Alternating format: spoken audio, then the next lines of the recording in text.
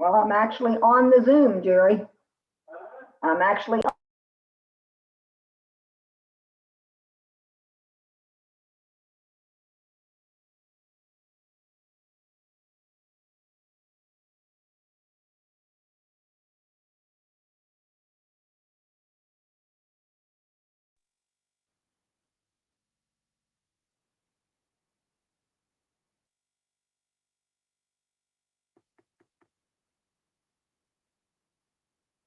Well, good evening. We'd like to welcome everyone to our City of Palatka, March 11th, 2021 meeting.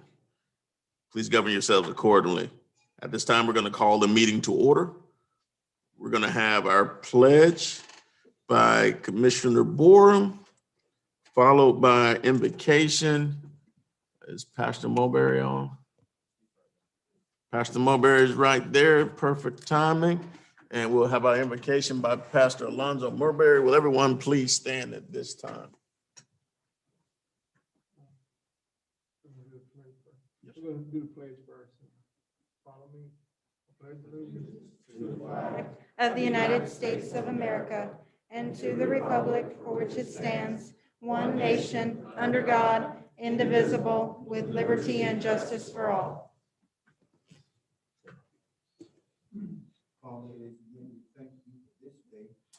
Thank you for your love, for your kindness, for the multitude of your tender mercy. We thank you because you blessed us to come together again.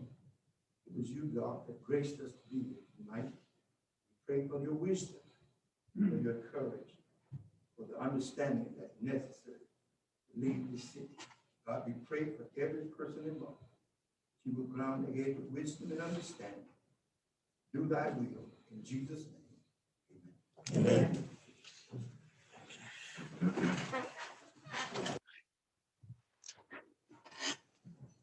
You go ahead and cut that mic on for me.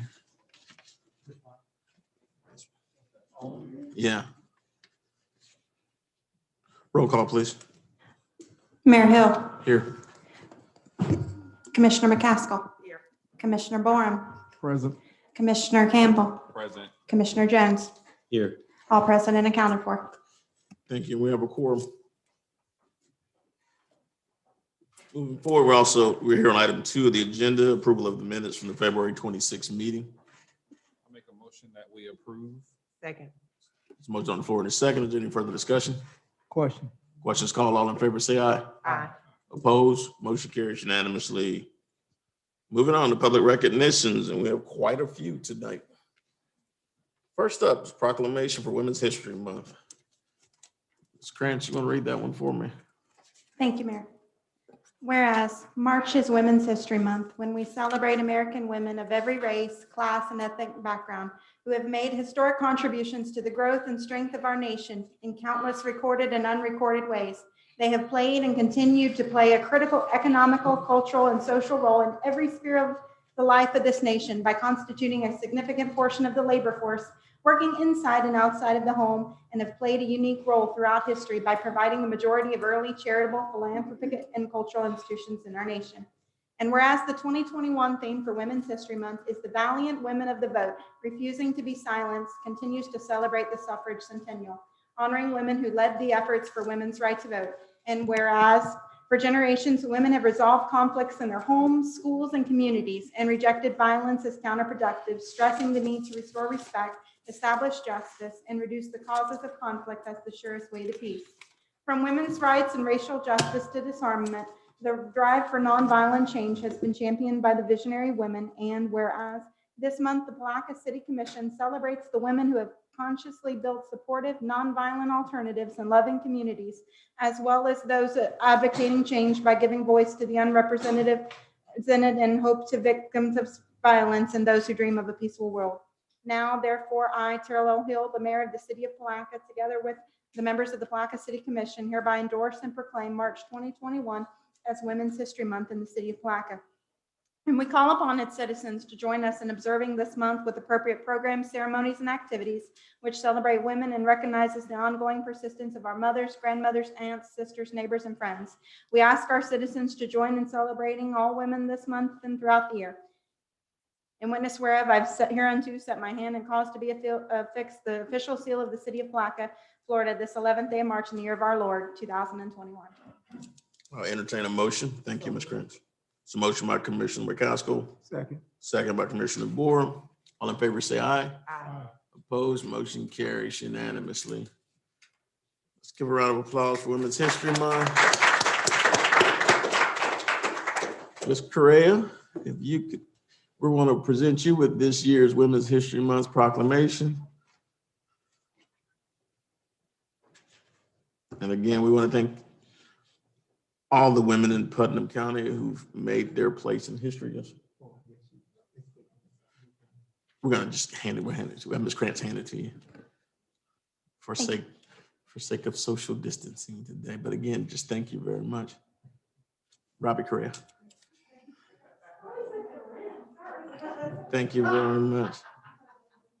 So again, just one of the many women in his audience who've made great differences in the community, who work tirelessly. And again, we thank all you ladies for the work that you do in this community. So again, thank you very much. Next up, right on time, Colorectal Cancer Awareness Month, Putnam County Health Department, Mary Garcia.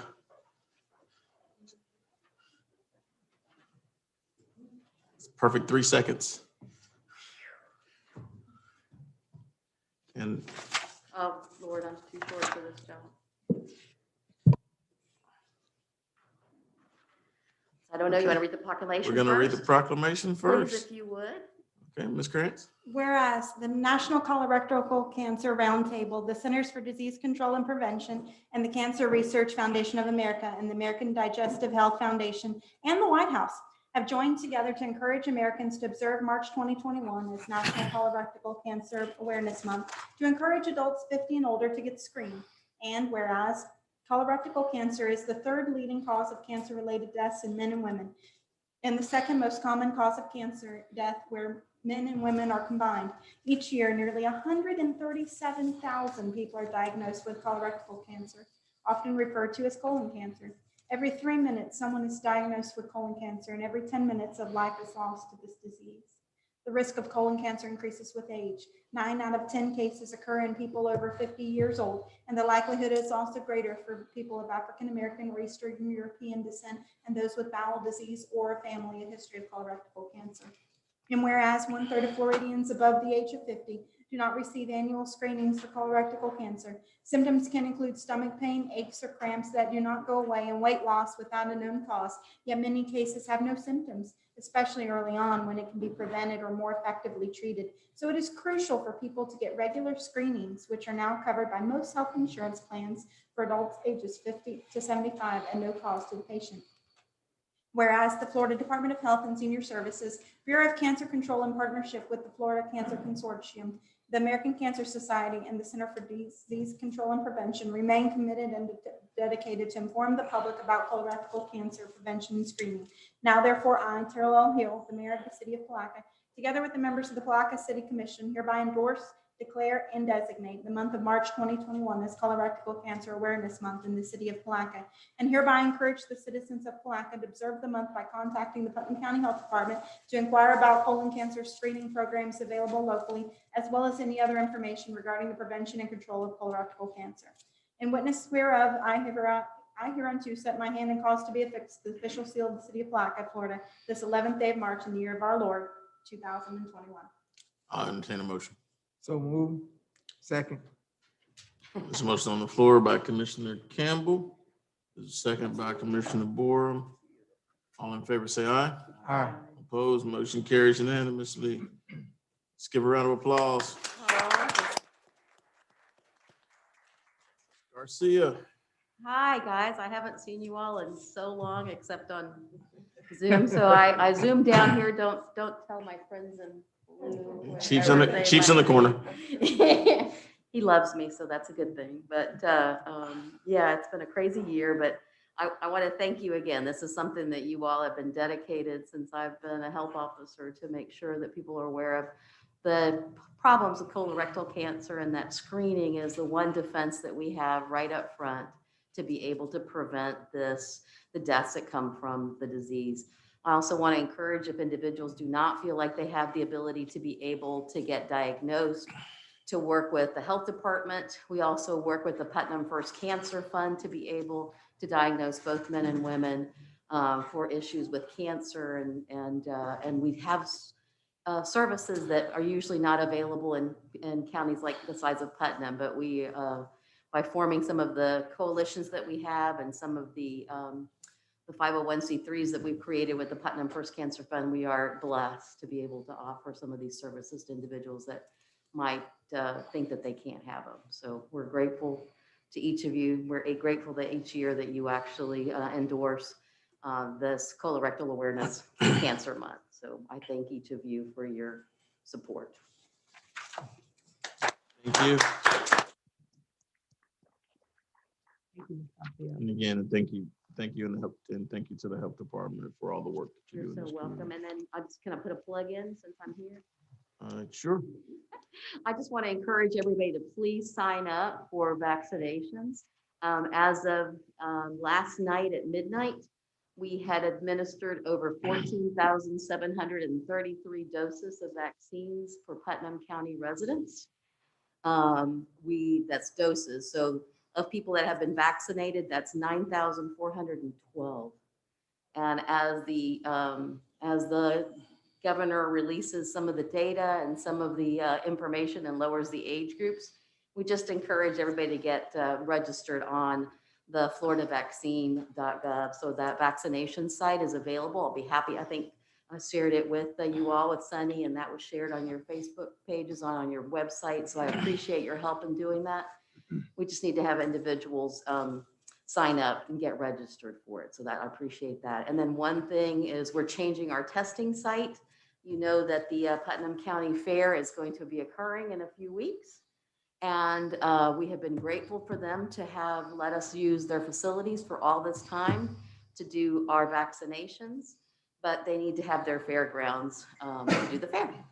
So we will be moving to our test site at Hudson Avenue. So we'll be doing testing on Mondays for the next 3 weeks, and then we'll see how that works. And then we'll do vaccinations the rest of the week for at least the weeks through April Fool's Day at least. So we'll be there, and if anybody needs, as I said, please register. If you've got individuals that are not able to have a computer, there is a phone number that they can call to get registered as well. There is a helpline. And then most people know my number. I think you call me anyway. So I've registered a lot of you, or a lot of citizens along the way. So we appreciate that. So, but thank you. And I thank you for your support, and encourage individuals to take a look at. We are working with the Mount Tabor Baptist Church, and we are working with our Putnam County with our St. John's River State College to do a church mission there on the 25th. So we will keep you posted on that as well, on any changes that occur. Okay. And we also want to remind everyone to continually socially distance, practice positive hand health, hand washing, as well as masking when appropriate. And we want to thank everyone in this audience for wearing your mask. We've got 100% participation from everyone who's not behind a plexiglass shield. So again, we just thank you guys for all that you do. And just continue to be cautious. We've got 109 deaths in Putnam County. We're reporting a 93-year-old today. And I think that we're going to just continue to move forward with the new normal. So again, thank you to everyone. Thank you, guys.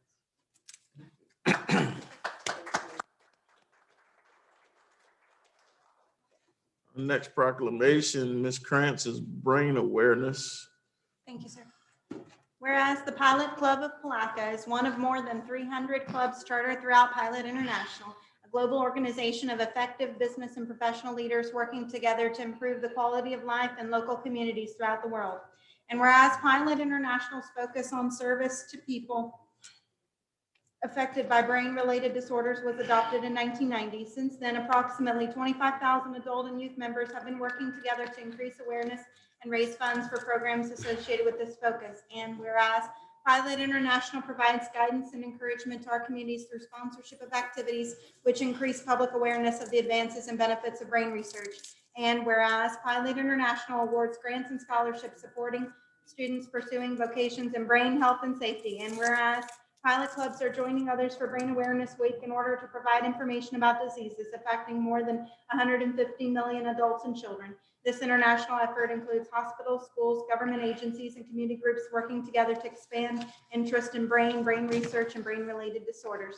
Now, therefore, I, Terrell Hill, Mayor of the City of Palatka, together with the members of the Palatka City Commission, do hereby proclaim the week of March 15th through 21st, 2021 as Brain Awareness Week in the City of Palatka, calling this observance to the attention of our citizens and observing all citizens to express their support and recognition of this effort by the Pilot Club of Palatka and the Pilot Club International. In witness whereof I hereunto set my hand and cause to be affixed the official seal of the City of Palatka, Florida, this 11th day of March in the year of our Lord, 2021. Second. Motion on the floor to second by Commissioner McCaskill. All in favor, say aye. Aye. Opposed, motion carries unanimously. Let's And give a round, I got you. Now, let's give a round of applause. We have on Zoom today, we've got members of Pilot International, the Palatka Pilot Club. Do we have a representative at this time? Do we have any members of the Pilot Club here in the audience? So I'd see Ms. Hafner, and I see Ms. Hafner, Ms. White, Ms. Thompson, Ms. Fitzstevens, so, and also Ms. Lockhart. Who's gonna speak for me tonight? Mayor Hill. I'm sorry, Ms. Miller, I missed you over there. That's because you're a Wildcat. Oh, no. So I'm sorry. And so looks like Ms. Lockhart's gonna speak. I think she had her hand up. You're muted. You're muted, Ms. Lockhart. Minister Lockhart, you're muted. We just done. Ms. Miller's gonna speak. I was just letting you know I was here. I'll see. Mayor Hill and the commissioners of Palatka, city commissioners, the members of the Palatka Pilot Club would like to thank you for recognizing us yearly on our brain awareness. Brain awareness is one of the main focuses of Pilot International. And we thank you very much for recognizing the brain awareness and recognizing us as being the host of brain awareness in this area. And we thank you. So again, and we also thank Pilot International for your work as it relates to brain awareness, but also your work in total within this community. And so again, thank you to you ladies for all that you do in Palatka, and we really appreciate you. Thank you. Thank you. Let's give them a round of applause. Thank you. A perfect example of women's history. Thank you again. Moving on, we'll give Ms. Krantz a little bit of a break and we'll go to Clarence Dixon Day and have a history lesson. Ms. Thomas.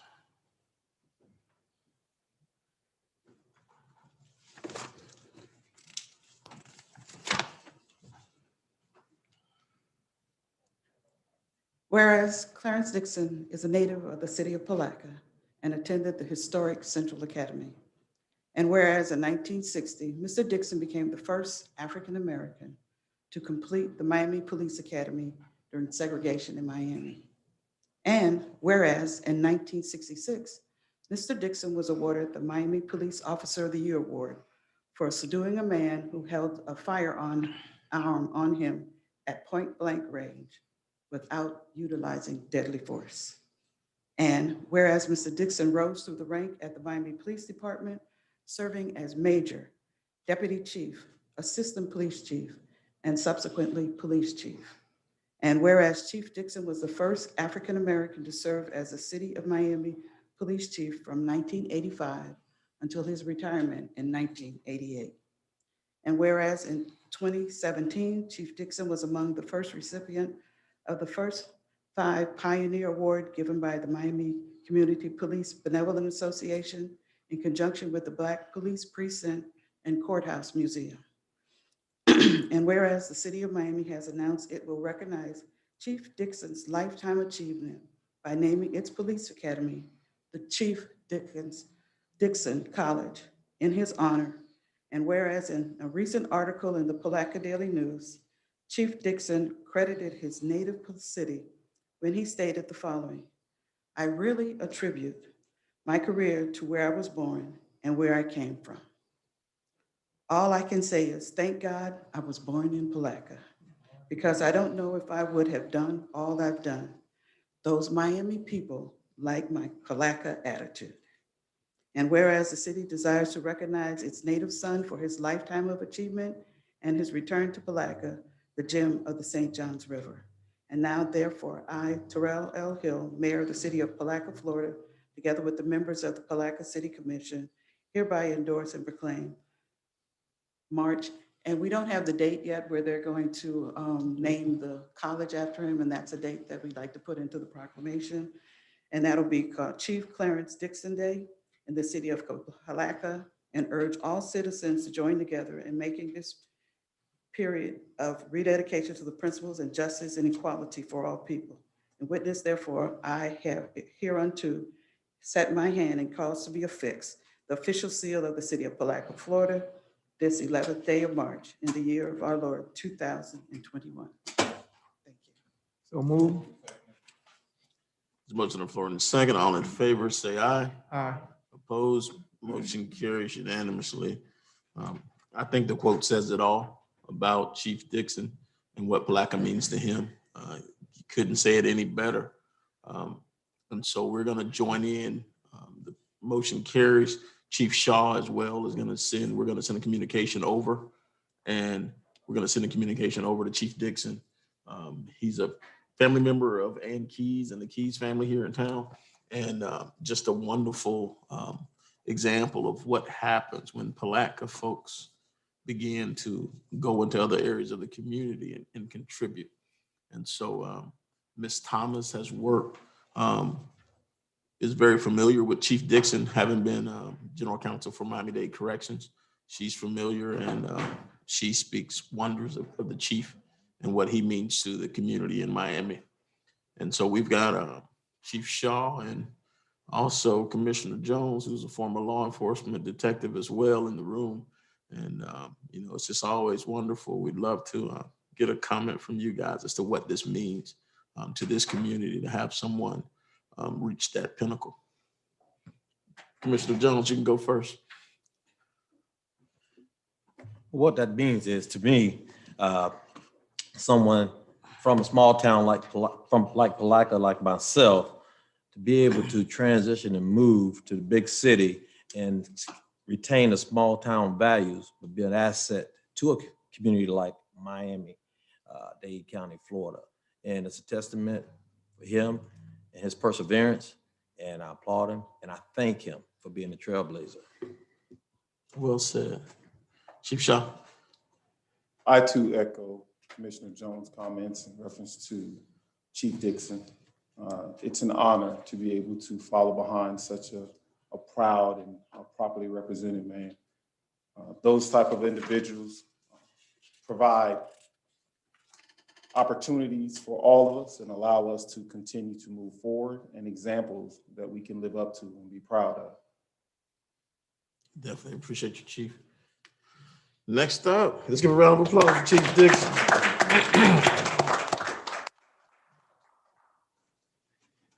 Keeping in that same trend of history, we also, on a sad note, we are honoring, and we've had the flag flying at half mast for the life and the legacy of former Chief and Commissioner Willie Washington.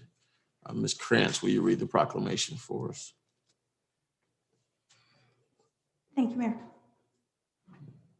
Whereas the Honorable Willie Washington Jr., 82, a longtime resident of the town of Palatka, peacefully entered into the sunset of life on Wednesday, March 3rd, 2021. And whereas Mr. Washington was a native of Crescent City, was born on January 27th, 1939, and was educated in the Putnam County School District at the historic Central Academy High School in Palatka. And whereas Mr. Washington was a devoted husband of 42 years and a committed father to 5 children.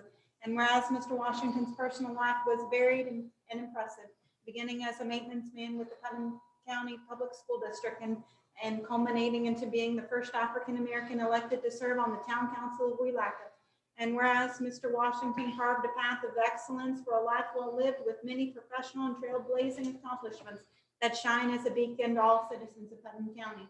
And whereas Mr. Washington's accomplishments and stature, not just measured by his professional accomplishments, but also reflected in personal and spiritual life.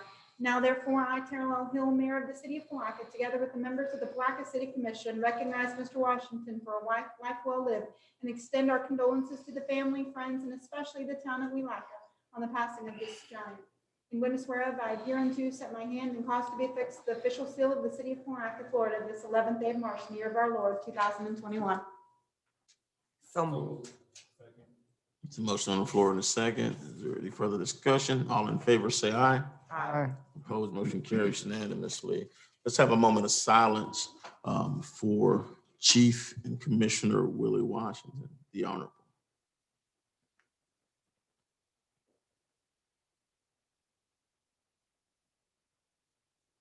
Thank you. And so I want to first thank this commission as well as our staff, our city manager, the Palatka Police Department, Chief Shaw participated in ceremonies as well, the Flag Serenity staff, the Sheriff's Office, the town of Palatka. We had our celebration for just a historic individual, and those who knew Chief knew that he was just an icon who walked around, and he just was someone who presented himself as a loving citizen, very, very mild-mannered when you see him, but when he spoke with wisdom. And he dedicated himself to this community for over 4 decades. And first constable in Putnam County who covered the entire South End. And first African-American constable. He was the first of many, and he served on that Palatka commission for many years. I always laugh because whenever he came to Florida League of Cities, to our Northeast Florida League of Cities meeting, him and his wife would sit there, and she passed 3 years prior. They'd always win the prizes, and they sat in the back of the room and they just laugh and smile. But wherever we went, they were there representing Palatka, and they were always just an awesome couple. And we were just blessed to have had him here in Putnam County, to have been a shining example of what it is to live a life of service. And so we just want to send our well wishes out and our blessings and our prayers to the Washington family during this time of bereavement. Any comments from the commission? So again, we'll continue to pray for the Washington family, and we've lost an icon here in this community. And between these two gentlemen, we see just what a life of service in law enforcement provides from folks who have their roots right here in Palatka at Central Academy. And so again, I want to thank both of those gentlemen for the way in which they've served this community. Next up, we've got a proclamation for Willie Wright. If the commission has an opportunity, we're going to do something a bit odd on this proclamation because we actually want it to be somewhat of a surprise to Mr. Wright tomorrow at 2:00. But if the commission can look over their proclamation inside of the packet, it was an add-on for today. We want to recognize him for his service to this community as well. And it will come tomorrow. And so I don't think Mr. Wright is in Zoom land, and we're going to ask everyone to kind of hold this secret close to their vest, even though it's a public meeting. But this is someone who served this community he served the hospital for over 50 years in his capacity, and he's been over 62 years as a ref in the community as well. And so we're going to recognize him tomorrow upon approval of the proclamation. And at this time, we'd ask for a motion. Second. There's a motion on the floor, second by Commissioner Jones. All in favor, say aye. Aye. Opposed, motion carries unanimously. And again, we're going to recognize Mr. Willie Wright tomorrow at his retirement ceremony. Moving on to public comment. Public comments will be limited to 3 minutes. No action will be taken on topics of discussion. Anyone here wishing to speak during public comment, please fill out one of the yellow cards located to my left in the back of the room, so that we can have your information for the record. If you are in Zoom land, you can use the YouTube chat function, or you can dial in at 329-0100 extension 0, and your call will be taken in the order received. First up for public comments, Mr. Wayne McLean.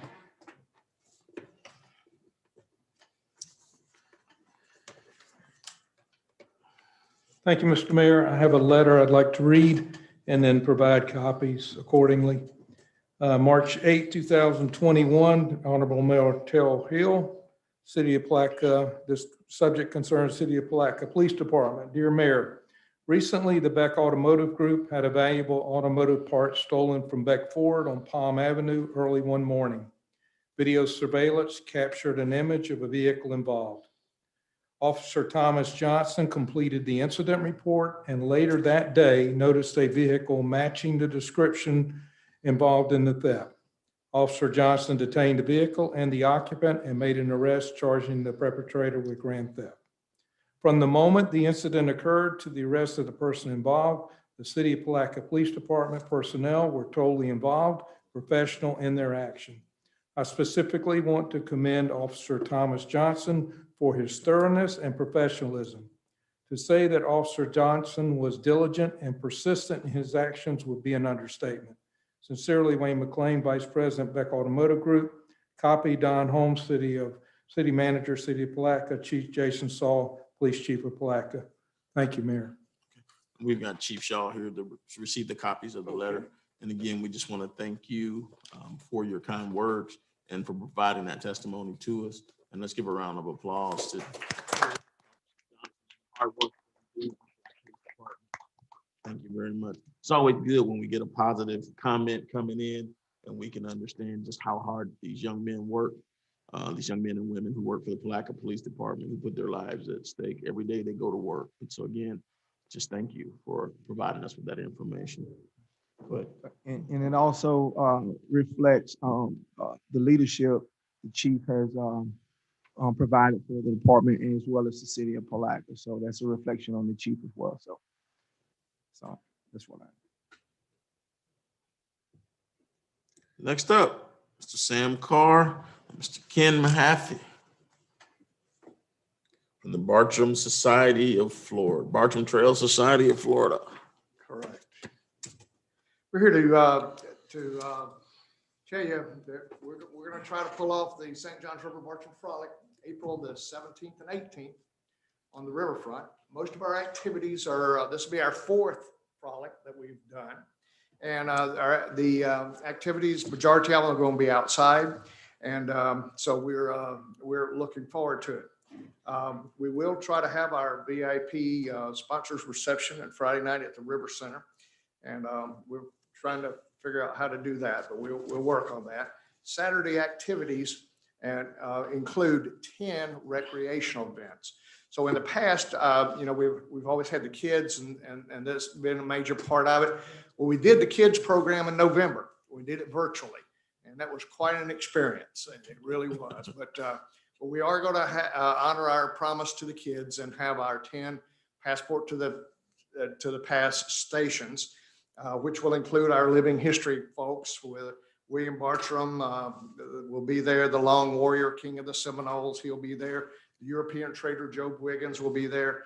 And the Fort Mose militia has decided to join us again this year and all. And we'll also have some 18th century residents of Florida there as well. So that'll be what the frolic looks like on the riverfront in Palatka. And again, I mentioned to you, we have 6 different recreational events: biking, hiking, paddling, and even an equestrian event this year, which is going to be new. So that's what we hope to do. We hope to do to have food trucks will be on St. John's Avenue from 10 to 4. And we'll have, we're going to try to use the amphitheater for our Tales of the St. John's River and also some singing down there. Music, bluegrass music type things. if we can pull off the Pride of Palatka guided riverboat tours, we would like to have 3 riverboat tours on that day as well. So we'll work with Jonathan or whoever to see how we can get that done. And our sponsors are the Putnam County Tourist Development Council. The Florida Humanities Council is helping with sponsors. The CARES grant that we applied for and received is going to help us tremendously. And we probably will be applying to the CRA for some funding as well. So that's where those are our sponsors. So this year, money's not a problem, which is really great. I was mentioning that we were. You got to say that one more time. That's right. It really is nice. And so, again, we started this here in this room. It's where all this stuff started. And to see how it's gone on, and it's been 4 years, and we've progressed every single year, but it really has, it's developed into something large, to the point that the Bartram Trail Society of Florida, actually was started by Ken Mahaffey in 1978. So we revived it in 2019. And so that took the place of the committee that actually did the frolic. And that takes us outside of Putnam County, not just in Putnam County. So the Bartram Trail in Putnam County was the first. And then Volusia County has developed their Bartram Trail. And now Duval County is developing their Bartram Trail. And St. Johns County is doing it as well. And so is Nassau County. And then we just got word that Alachua County, through the Florida Park Service over there, is going to be doing the Bartram Trail over there. So we're busy. Your Bartram Trail in North Central Florida now. Yeah, well, he cuts it off at DeLand. So that's, yeah, that's right. Amazing. So what we started here is growing, and we're looking forward to doing the event. I mentioned all the recreational events. Part of that will also be 100 tandem bicyclers from the villages are coming here for 3 whole days. And they're going to participate with us as they can. On Sunday, we're moving off the riverfront on Sunday. And what the base of operations will be the Pignado Theater up on the hill. And that's where we're going to have our Bartram Symposium and the filming of the Cultivating the Wild film, the viewing of Cultivating the Wild film, which actually started here in Palatka. So it'll be kind of a homecoming. And that'll be from 2 to 5 o'clock on Sunday. And we'll also have 4 other recreational events going on that day as well, all centered basically up at the Ravine Gardens. So that's what we're going to do. And we really appreciate it. Eddie and Winston have been really good about helping us get this thing organized and all. So our application is in, and we're having our meeting with you folks on the 13th to get it all approved. And you'll be bringing in another request as well, correct? Pardon me? You'll be bringing in another request as well, correct? Yes, that's right. And so we're also looking for, we also see the Bartram Committee come back before us in the near future with a request for a resolution for partnership with the city. And the city has been a continued partner for this event.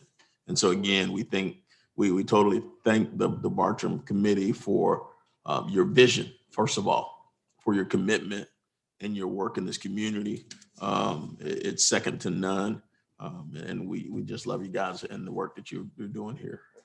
Thank you, Mayor. And the feeling is mutual. Again, it wouldn't have happened if it hadn't started here in this room. So we really appreciate everything. Really do. Thank you. And so Mr. Cutright with Community Affairs is going to be your main contact with his department this year. They've got some wonderful ideas that him and the city manager and council have worked diligently on to make sure that social distancing is it's a part of what you've got, and they can definitely get with you and help you with your plan. We have submitted our plan. We copied what was on the county's website and the national website as far as outdoor activities and so forth. And so that's all part of our plan. But a couple of unique things that we do plan is we're going to have sanitizing man dressed as in a hazmat suit. Mm-hmm. And he's going to entertain the kids by adhering to making sure that they're adhering to the thing, do it as an educational tool. So that's what we're going to do. We're also going to survey. Yeah, Mr. Cummins choked up in the back. So we're going to be surveying as we always do, the guest and asking them 5 coded questions during that survey. Thank you very much. All right. Let's give them a round of applause. Thank you.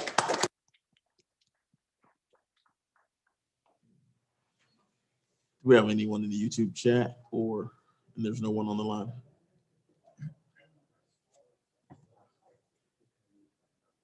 Hearing no one in the YouTube chat.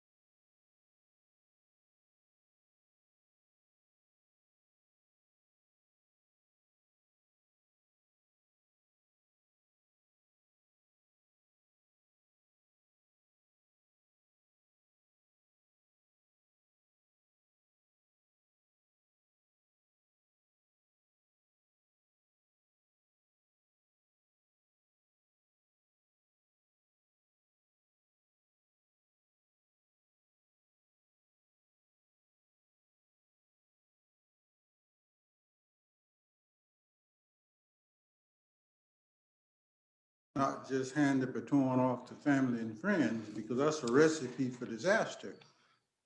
Because in a position like that, you don't need that kind of environment, because when things go wrong, there's going to be some self-interest. Things go right, you're not going to report what's really going on because it's your family or your friend.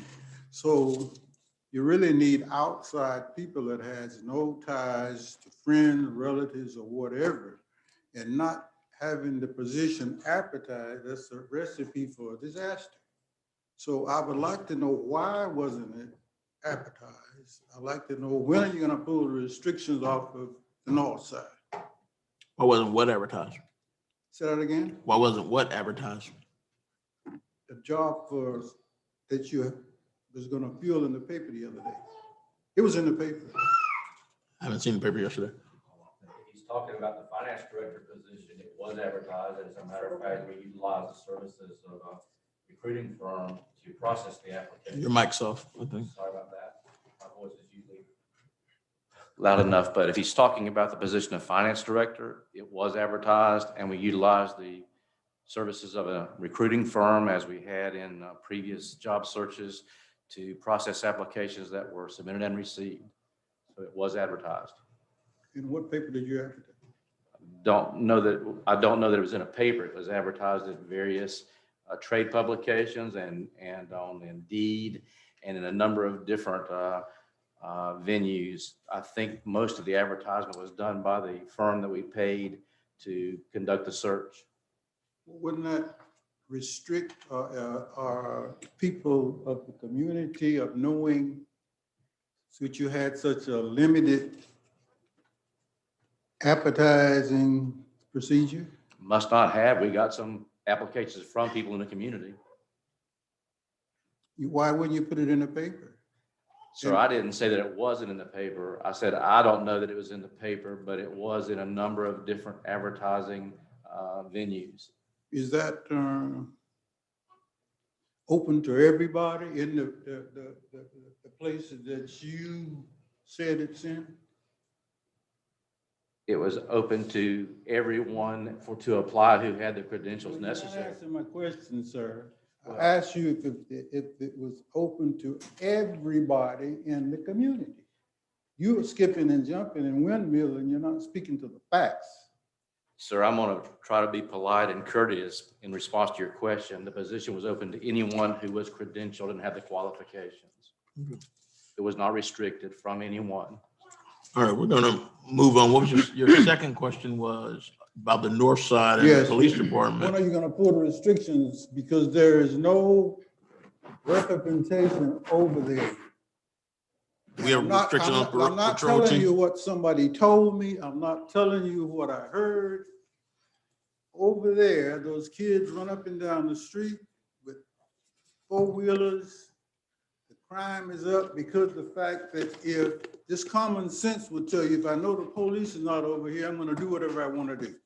If there was presence of the police, then you would be skeptical about doing something. But knowing that they're not there, that's why you have the crime rate that you have. And it seems like, it's either they're not gonna send them or you just don't give a damn about the area or what. It's something that's not going on. The arithmetic just doesn't add up. All right, what we're gonna do, Chief Shaw's here. He's gonna answer your question. I think we're at the 3-minute, we're probably the 5-minute mark. Well, I'm but over, but You're that's what fine. I'd like She's to have. gonna respond, and then if the commission wants to respond after that, I'll let them go. But again, thank you, Mr. Spells, for your comments. We're gonna have Chief address it.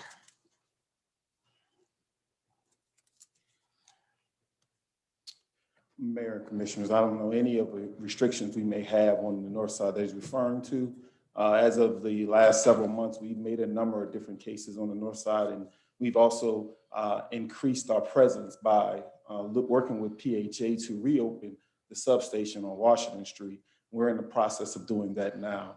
We've been having people man that area continuously, but the issues he referred to as far as restrictions, I'm not aware of any restrictions the police department has for the north side. Okay.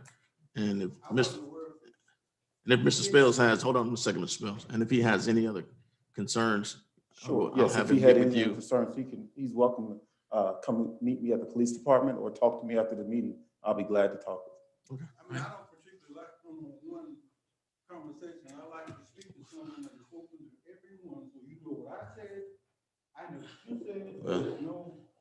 You can't get a better conversation than with the chief, but we're not gonna have this conversation for the rest of this meeting. So what I'm gonna do is let the commission, I appreciate your comments. So if you want to address those to the chief, he's open and willing. There will be some opportunities for open forums probably in a later date to address any additional comments. But for right now, we're over your public comment, and I'm gonna let the commission respond. Well, Any additional? I'll make a comment. Over the past pretty much 3 years, there's been a number of different things that's been happening, not only just on the north side, but throughout the community. So, but particularly, I have gotten a number of calls from the north side, and I had started working with the chief, also working with the city manager, as well as with the Palatka Housing Authority CEO, as it related to the number of issues that was coming up. And I know maybe some of the other commissioners and maybe the mayor has also been notified of some of the things, but what was put together is still in the works right now. And again, they've committed a unit over there on the north side to start addressing some of those issues. I do know our police department has been hampered with staffing levels. The chief himself is out in the community patrolling. He has his other administrators patrolling as well. So again, there's two entities that's taking up quite a bit of our time, just from minor crime, not minor crime, but just Walmart and a few north side things is happening. So those two entities are taking up at least 50% of our police calls or what have you. So they're in the process of working on some things. And again, I kind of applaud the chief, the city manager, and also the CEO for the Palatka Housing Authority for the work that they've done. And they're doing the very best that they can at this time and constantly moving forward to the solutions. But we need help from the community as well. because the community has a responsibility too, in terms of a lot of people don't want to be on the record in terms of calling for the fear of repercussions. And they have voiced their opinion to me as it related to that. So we have a twofold thing. We try to put together a committee over there to try to be, I guess, have block captains for people who are very well respected in the community, but we got to have a partnership. We got to have work from within the community as well as our staff is doing everything that they can. So it's got to be an overall partnership. Any other comments from the commission? I have a comment.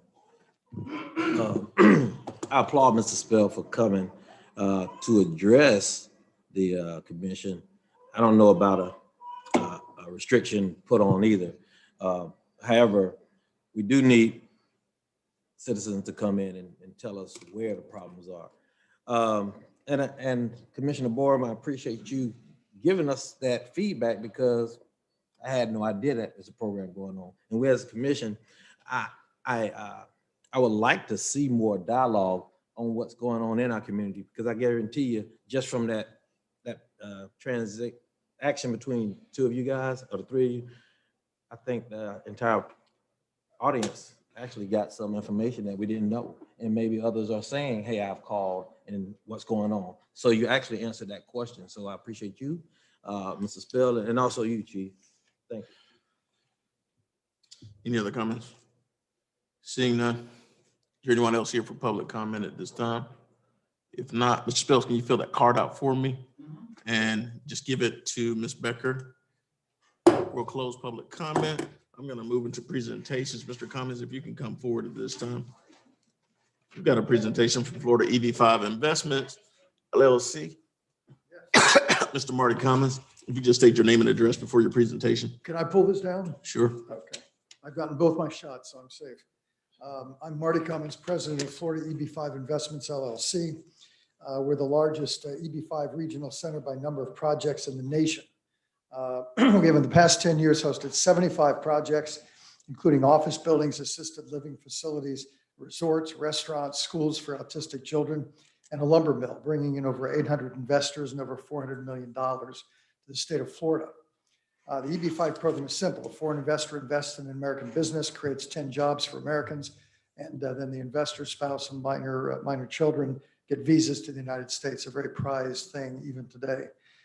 We are now focusing on Putnam County and Palatka in particular, because there are two EB5 investment amounts. One is 900,000, one is 1.8 million. There's no market for 1.8 million, but there is for 900,000. And Putnam County is one of the few counties where this lower figure can be invested. Our goal is to provide EB5 investor money to help revitalize your downtown, which will then attract people up from the park and get your tens of thousands of festival attendees to return to shop and dine on a regular basis. But we can't get EB5 investors, we've discovered in the last month or so, to invest in the downtown due to several things. The first is the condition of the 200 block. The second is other vacancies up the street and also fire damaged buildings. But the 200 block is the critical block. The solution is to change the image of the downtown by making the entire 200 block a magnet for visitors through uniquely appealing and popular businesses.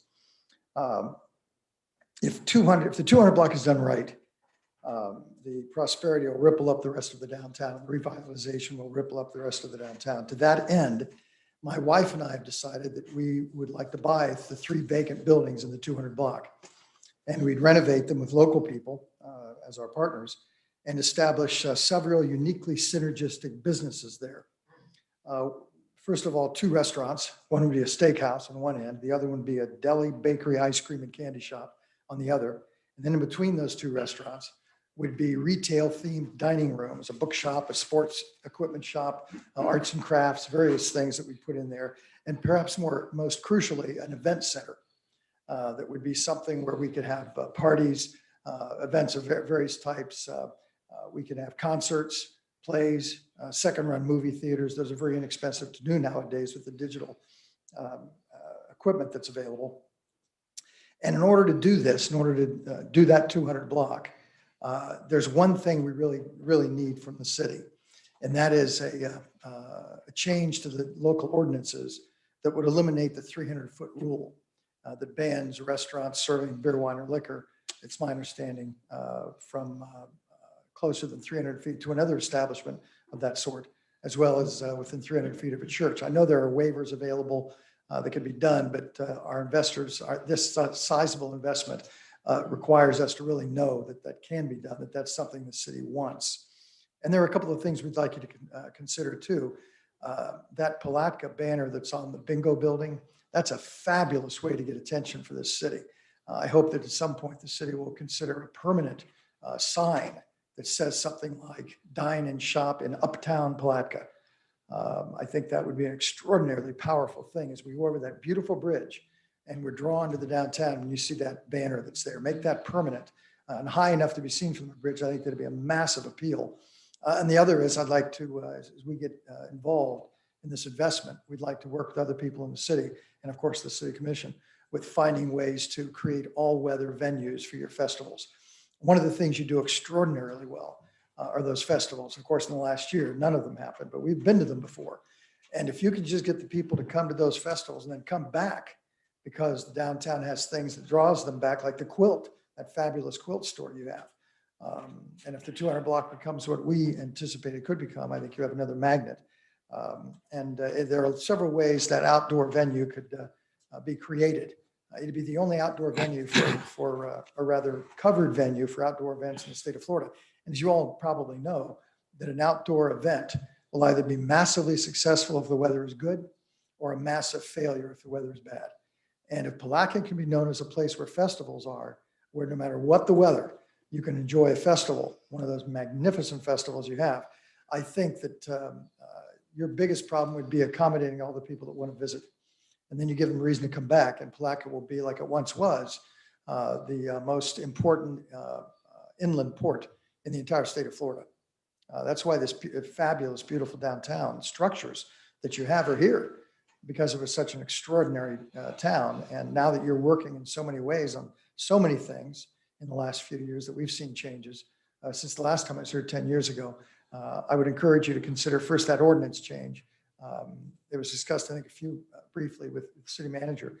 We're prepared to put in significant amount of money of our personal money into the town. And then once that is done and the 200 block becomes a model of what can be done the rest of the area, I think it'll be relatively easy to get EB5 investors to come to town. We've got 4 groups, one from Mexico, one from Dubai, one from Brazil, and I've forgotten the other one, that are prepared to invest once we show them that we've started it all by that 200 block. It also helps that the 100 block is now being beautifully rehabbed. I'm sorry if it went on too long. Not at all. We were expecting more. At least I was. Well, I'll be happy to say more, but I don't want to take up your time. But I'll answer any questions if you have Any questions or comments from the commission? Just thanking for the interest. Again, we're trying to develop the downtown core, and we welcome investors. That's what we're here. We're here to remove roadblocks and red tape. Whatever we can do to help. I should probably mention one level of experience that my wife and I have that we were passing on is for 15 years, we had Chapters Cafe and Bookshop in various locations in Orlando, in the Orlando area. And we're prepared to do that again with local partners. We want local partners on everything. Right. And I think, and I'll just, you got a comment? I had a question. The first part of what he asked was that you eliminate the restrictions that prohibit the establishment of alcohol serving establishments within 300 feet of each other or within 300 feet of churches. As you know, what you have is basically a requirement that a conditional use be applied for in order for an alcohol serving establishment to locate within 300 feet of another alcohol serving establishment or of a church. So you do allow it, but you do require that a conditional use application be submitted and that it be approved. So the gentleman did come to me and ask about that a possibility of making essentially it permissible without the need for conditional use to locate alcohol serving establishments within 300 feet of each other or within 300 feet of churches. I told him that certainly it's possible for us to draft that ordinance, but we would need direction from the city commission. So the city commission wishes us to direct or to draft such an ordinance and present it to you for consideration. We'll be happy to do it. Any other comments from the commission? I'll make comment. I had an opportunity to meet Mr. Cummins beforehand. Didn't get this particular request at that time. But what I will say is that we've had conversations about creating entertainment districts, walking districts within the city of Palatka. And we also talked about the 300-foot restrictions that we have in place as it relates to the serving of alcohol. But if you want to see the best example of what this community is committed to as it relates to being able to be progressive in the way that we do things, you can look at Steamboat Willie's and look right across the street and you'll see Mayor Chili's restaurant. And those two places are within 100 feet of one another. And Mayor Chili's is a fairly new restaurant. The conditional use was granted for them, and it puts us in a position where the city continually wants to provide businesses and services as well as, and restaurants are needed within the downtown area, as well as entertainment establishments. So I think when you look at this commission and the progressiveness that's here, even looking at how First Presbyterian Church committed to and consented to the city putting in a restaurant which served alcohol in less than 300 feet of their church. You see it continuously. You saw Hogwash Restaurant was on 2nd Street. The same things happened. Those are 3 primary examples within the last few years of the city bringing in establishments that serve alcohol within those perimeters and being progressive in doing so. And so I think when you look at the city as a whole, I think the alarms that have been set off so far with you and your investors are false. They're false alarms. And I think that you're making it far big of a deal. We can't guarantee that it would happen, but I think that within those districts, it hasn't been out of the realm for us to approve alcohol establishments under the correct parameters so that they can proceed in those areas. And in fact, we've encouraged folks to come in. The Studer Group has come in as well and work diligently with us and various community partners to try to create programming in certain areas so that we can create entertainment areas which are going to be separate from some of our retail areas and provide walking areas so that people can actually get around and do things without having without having the need for automobile traffic to be quite the same as it would be in other areas. And so that we promote walking districts as well.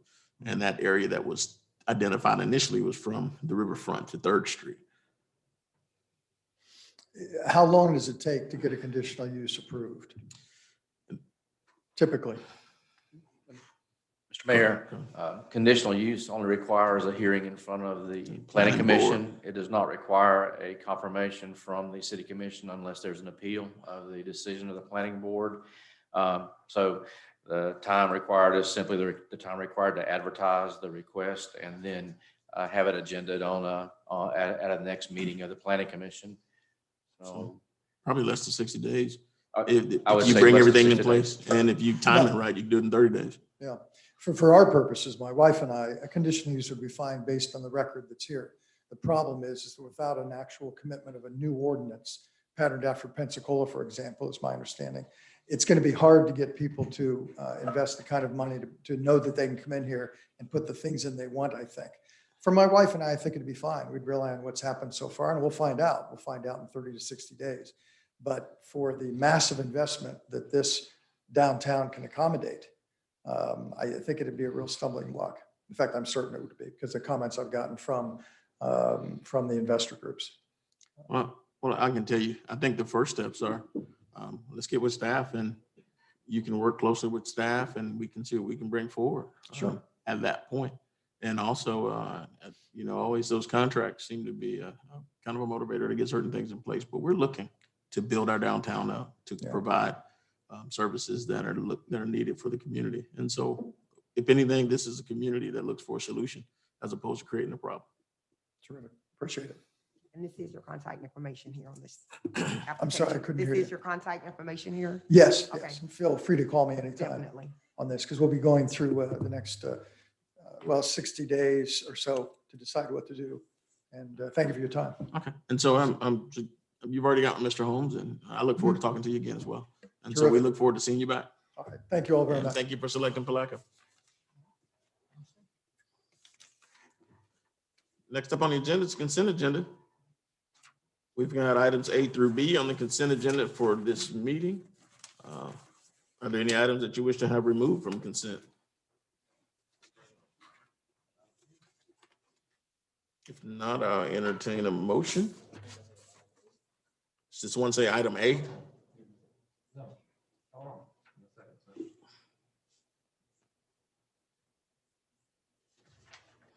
That's B6.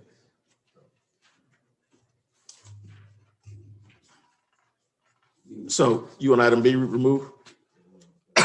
So we're gonna have item 5B removed from the consent agenda. The only item at that point up for vote under consent is adopt resolution number 2021 R27, rejecting all bids for ITB. I'm sorry, not 5B, 5B6. Your mic's off and. Item 5B6. No, it's only 6. It'll be only 6. This will be item 6. Got guidelines for code lien reduction? All right, so. So that's not on the consent agenda, Mr. Mayor. Not on the That's a consent separate agenda, so item. at this point, I'll entertain a motion on consent. Second.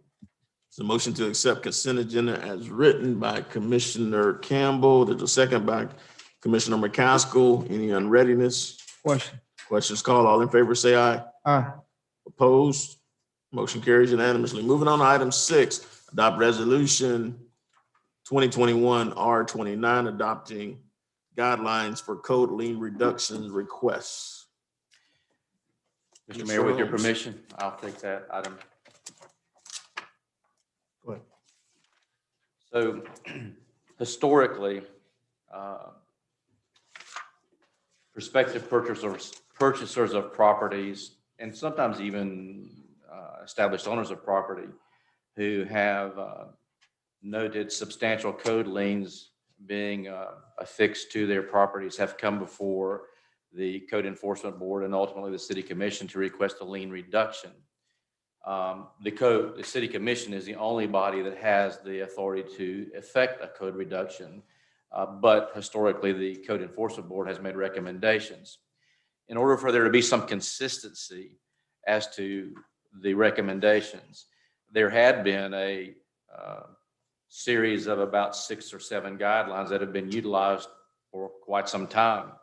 However, upon my assuming this post and the issue coming up, I could find no record of the guidelines. I believe they were adopted by both the commission and the code board, but we searched the agendas and looking to try to find that earlier package, and we couldn't find the record of the adoption.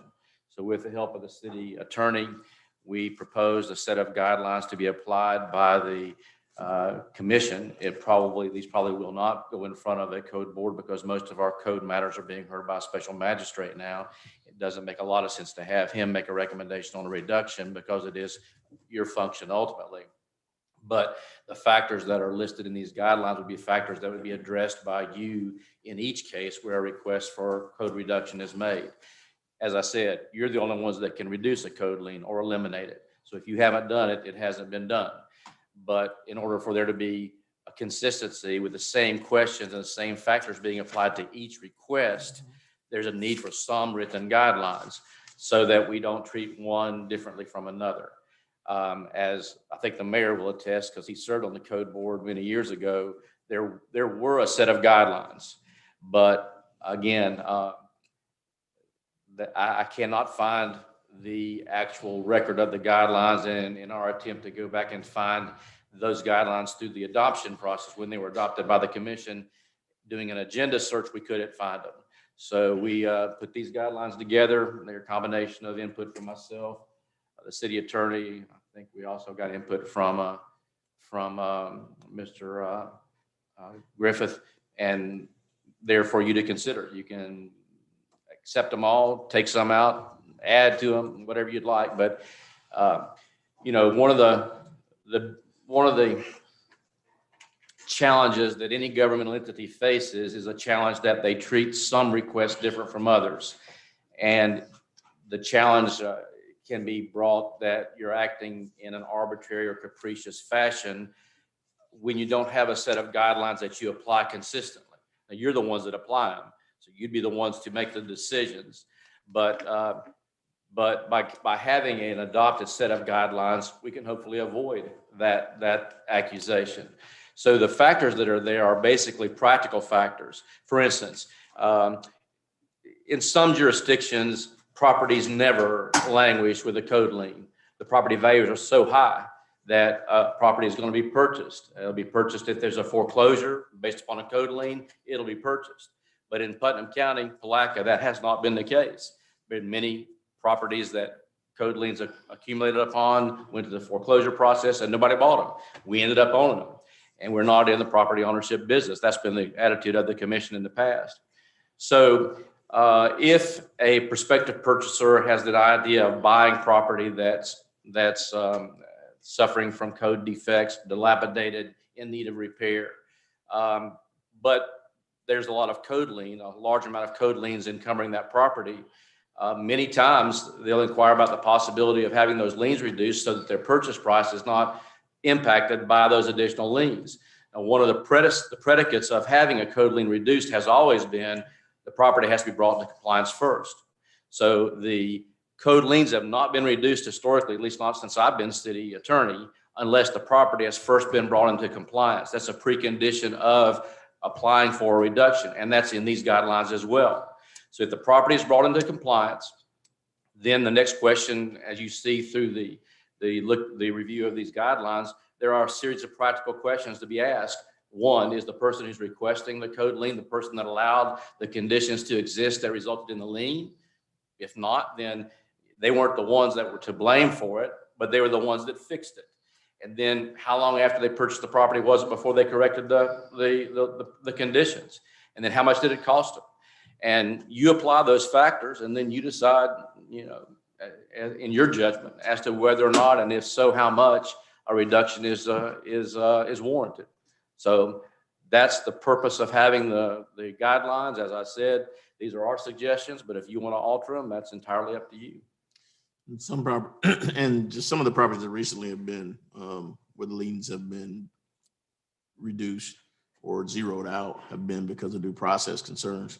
And those have been a bit different than what we historically get. I sat on the code board for 10 years, along with Ms. Kitchens, who's in the back of the room. I distinctly remember us having 5 factors that we looked at when it came down to how we created fairness on reductions. And so this is a bit more expansive than what we had from the beginning. The only thing I'd like to see in addition to this would be one of the things that was that we always found was that there was a thought process that the city would at least recover its costs for inspections, and we would cover our costs that were associated with the process. So if there were costs for inspections, there were costs for notices or anything else, that those costs would be recovered as well. And so that would be one thing that we want to see. I think the other thing is seeing if there's a possibility of how we can create parameters to say that loans reductions will not exceed X percentage, whether it's will not exceed 75% or 50% unless these factors are being shown. Because in some communities, what we see is the penalty itself becomes the motivator for people not to continually find themselves in a situation where they're in non-compliance. And so I think that's probably something that we should look at as well. But that's the only suggestions I have. I think this answers a lot of the questions. And then I know Commissioner Jones has concerns that he wanted this pool for. So if we can go to Commissioner Jones and maybe go to the rest of the commission and see what your thoughts are. And I just mentioned item 12 addresses what you indicated as far as the city recovering its costs. One of the factors is how much city staff time, effort, and cost was expended in processing the complaint case, which led to the imposition of the lien.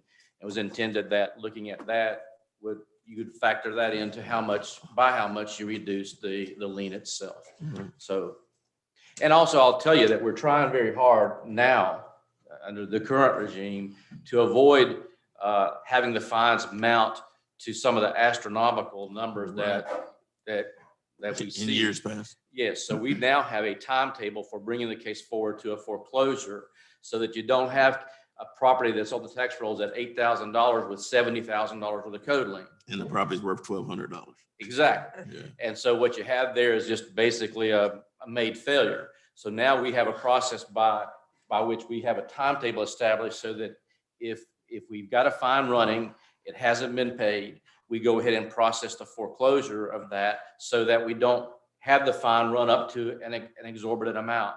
Maybe that'll encourage people to buy it at foreclosure sale.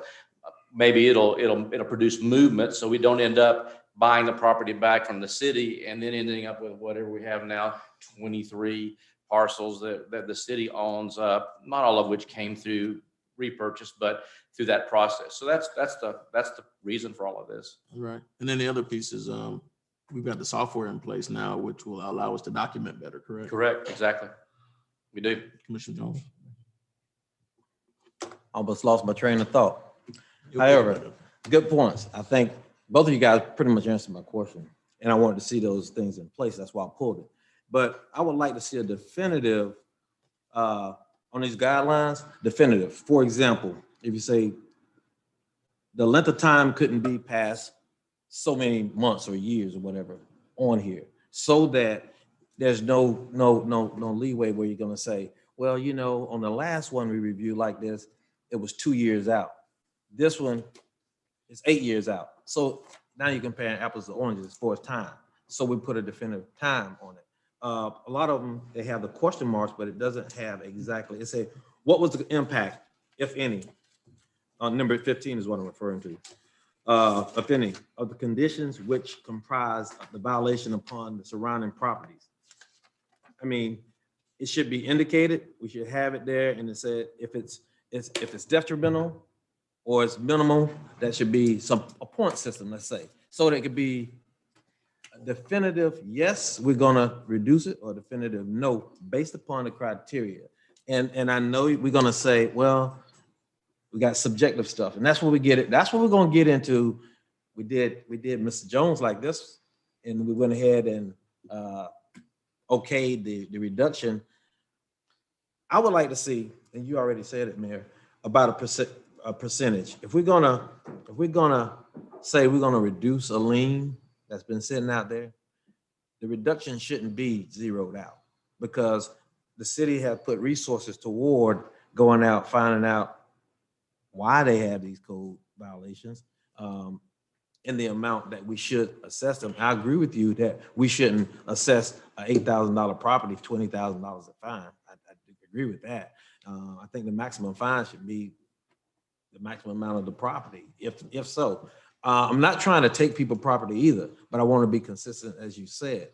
But this is subjective, I think, more subjective than definitive. But you're the one making the decisions. It's you making them, not us. But it's going to help us make the decision once we, I mean, that's why I think, I mean, both you guys are attorney, but leaning on the attorney's past history of doing this, I would like to see, and I think it's doable to get more definitive guidelines, not question that we'll sit around and ask each other once we make the decision. So you get what I'm saying? Yes, sir. But let me see if I can explain a little bit. So no two cases are necessarily exactly alike. First of all, we've got some cases in the system that have been there for years. This regime did not create them. So the fines may be, like I said, 10 times the value of the property. So if you put an arbitrary restriction in here and say that you can't reduce the fine by more than 20%, okay, cool. You got an $80,000 fine on a $10,000 piece of property, you reduce it by 20%, you haven't done anything. You've still got a fine that's way more than the value of the property, meaning you're not going to get people to buy that. You're not going to get people to buy that property nor pay that lien. It's going to end up with us foreclosing and buying the property back from the city. So my point was simply to give you enough flexibility so in each case you could look at the situation, and I trust all of you to be able to do that. And you could say, for instance, what was the impact? So it would be on the applicant who wants the reduction to come in and say what the impact was. City would supply the information that we had, like how much staff time was involved, how many inspections were made.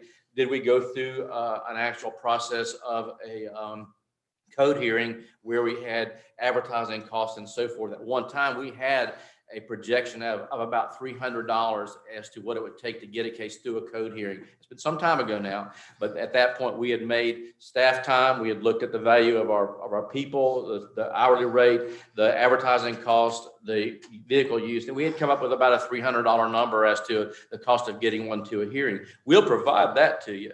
And of course, we'll amend these any way you want them. I'm simply saying that you may find that you want more flexibility instead of less in applying these factors as the cases come in, because I think you're going to find that they vary so widely, in the presentation. But as I said, we're suggesting the guidelines. We'll modify them any way you'd like them. Yeah, well, I've seen cases. I cited one on the other week where it was suggestion to just zero out a lien.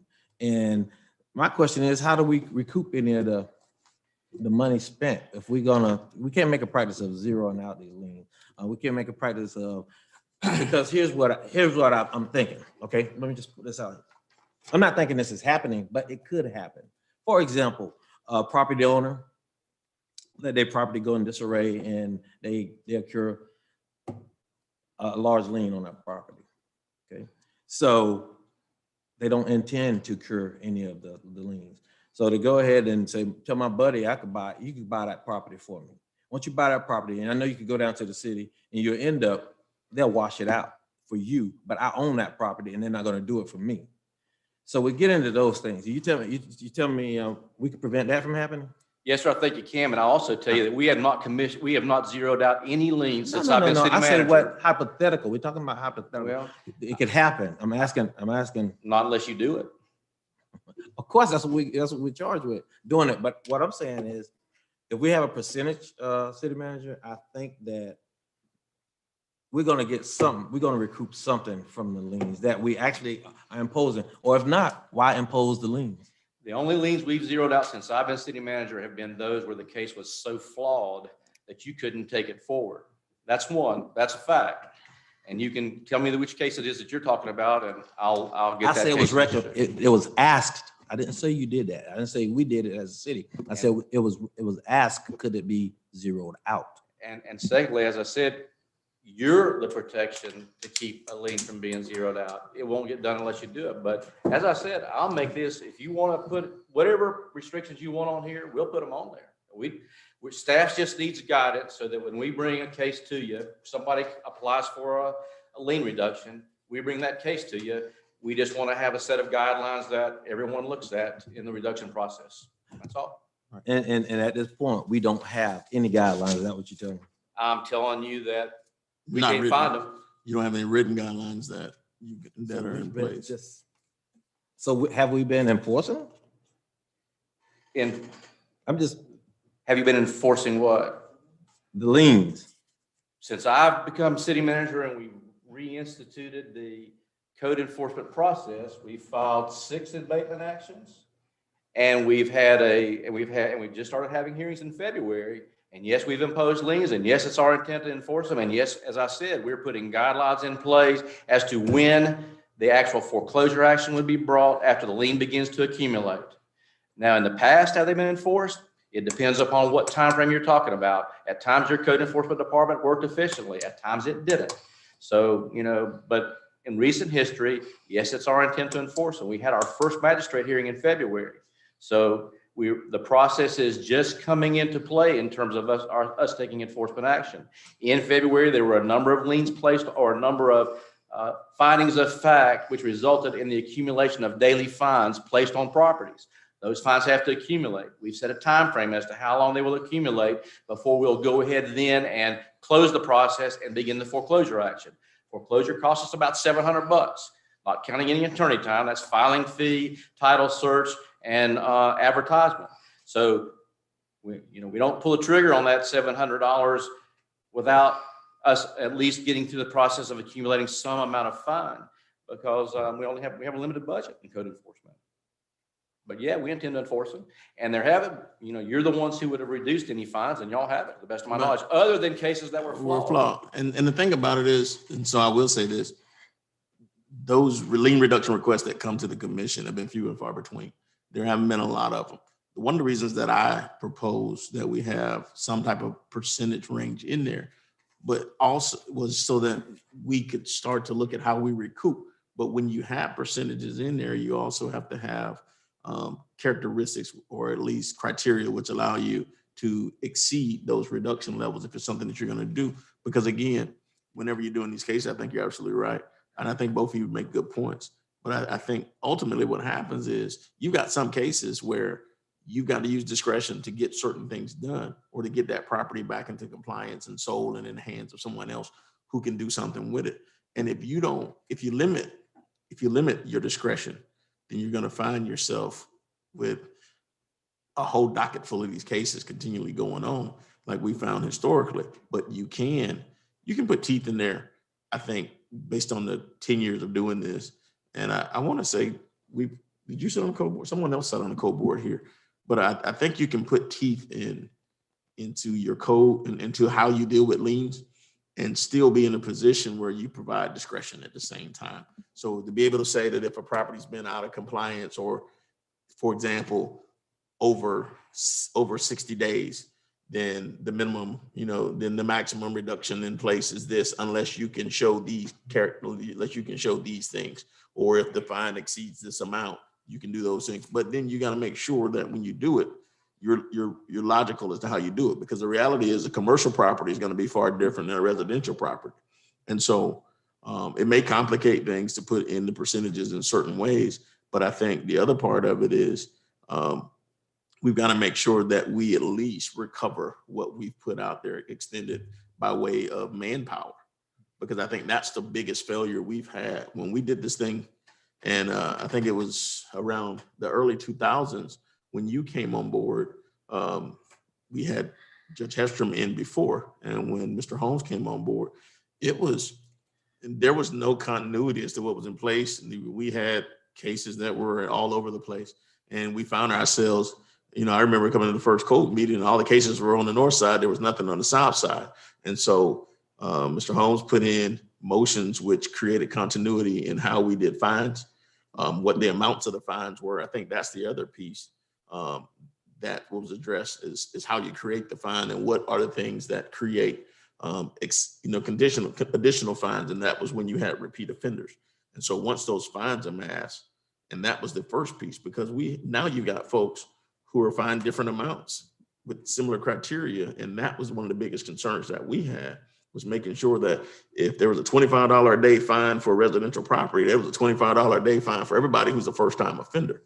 If it's $50 for a commercial piece of property, it's $50, but it's not $100 for Johnny and $225 for Mary. And that's the piece that we wanted to make sure that we didn't get to. But in this, you want to make sure that there's a standard of fairness. I just believe that we've got to have something that says, hey, if you don't bring that property into compliance within this period of time, this is your minimum reduction. And the only way that you can get past that maximum reduction is if you show extenuating circumstances. And here are the factors as to how you can get there. And so I don't have a problem writing my own thoughts up and giving it and doing it that way, because I think it makes it easier for me to take it from brain to pad, so that we now have it and at least everybody can critique it from there. But that's the piece of that. That's my thought. Anything else? Well, I mean, I just think it was well said, but we do have something in place, and I appreciate all the diligent and hard work that the staff has done to get us to this point, because we were really hurting and everybody have good points. So I just thanks for the dialogue. And back to my, if you mind, but thank you for that, Brother Mayor. And I would like to see that happen. So I wasn't saying anything about the effort, because we already know we needed the effort to continue to be fair. And that, in all fairness, another point I wanted to bring out is it's a difference when a person purchased property that already have an existing lien because they know it was a lien there, versus someone who lives in a property or owns a property in the accumulated lien. so we can also talk about the enforcement, the levels of enforcement, minor infraction versus major infraction, like grass growing up. And we talked about that, you and I, along with the mayor, about even helping some people that have minor infractions. So we are trying to help people versus taking their property, because we're not in the land taking business or housing repossessions or foreclosures.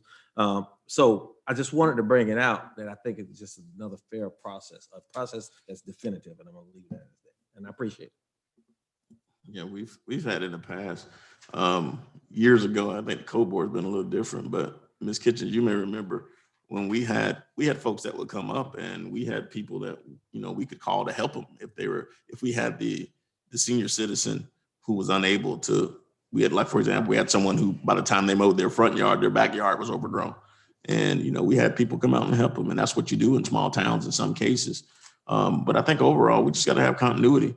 And there have to be marching orders that are good for everybody. And I think staff's, the general intent is to make sure that there is a system of fairness employed, so that we don't get, so that we don't have people accusing the city of creating a system that has biases built into it. And I think we have to make sure that we continue to have some discretion, because you're going to find that situation in codes that you would never guess would be present, but it'll become present. And, you know, it's going to take 10 minds to come together just to try to figure out how to resolve it so that it works. And so that's what we've got.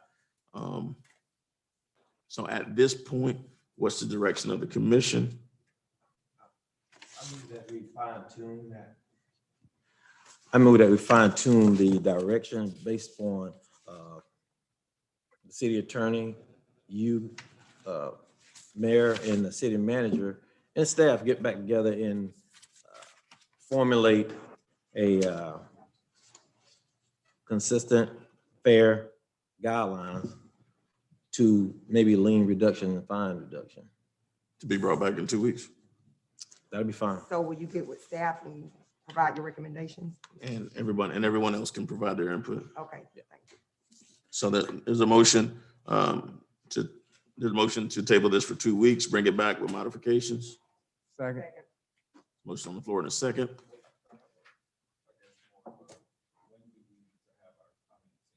Yesterday. Within 7 days, I would say. If you got your comments in by next week, by Thursday of next week, that'll give 7 days to kind of reduce it to writing. I think between three of us, we can get that done.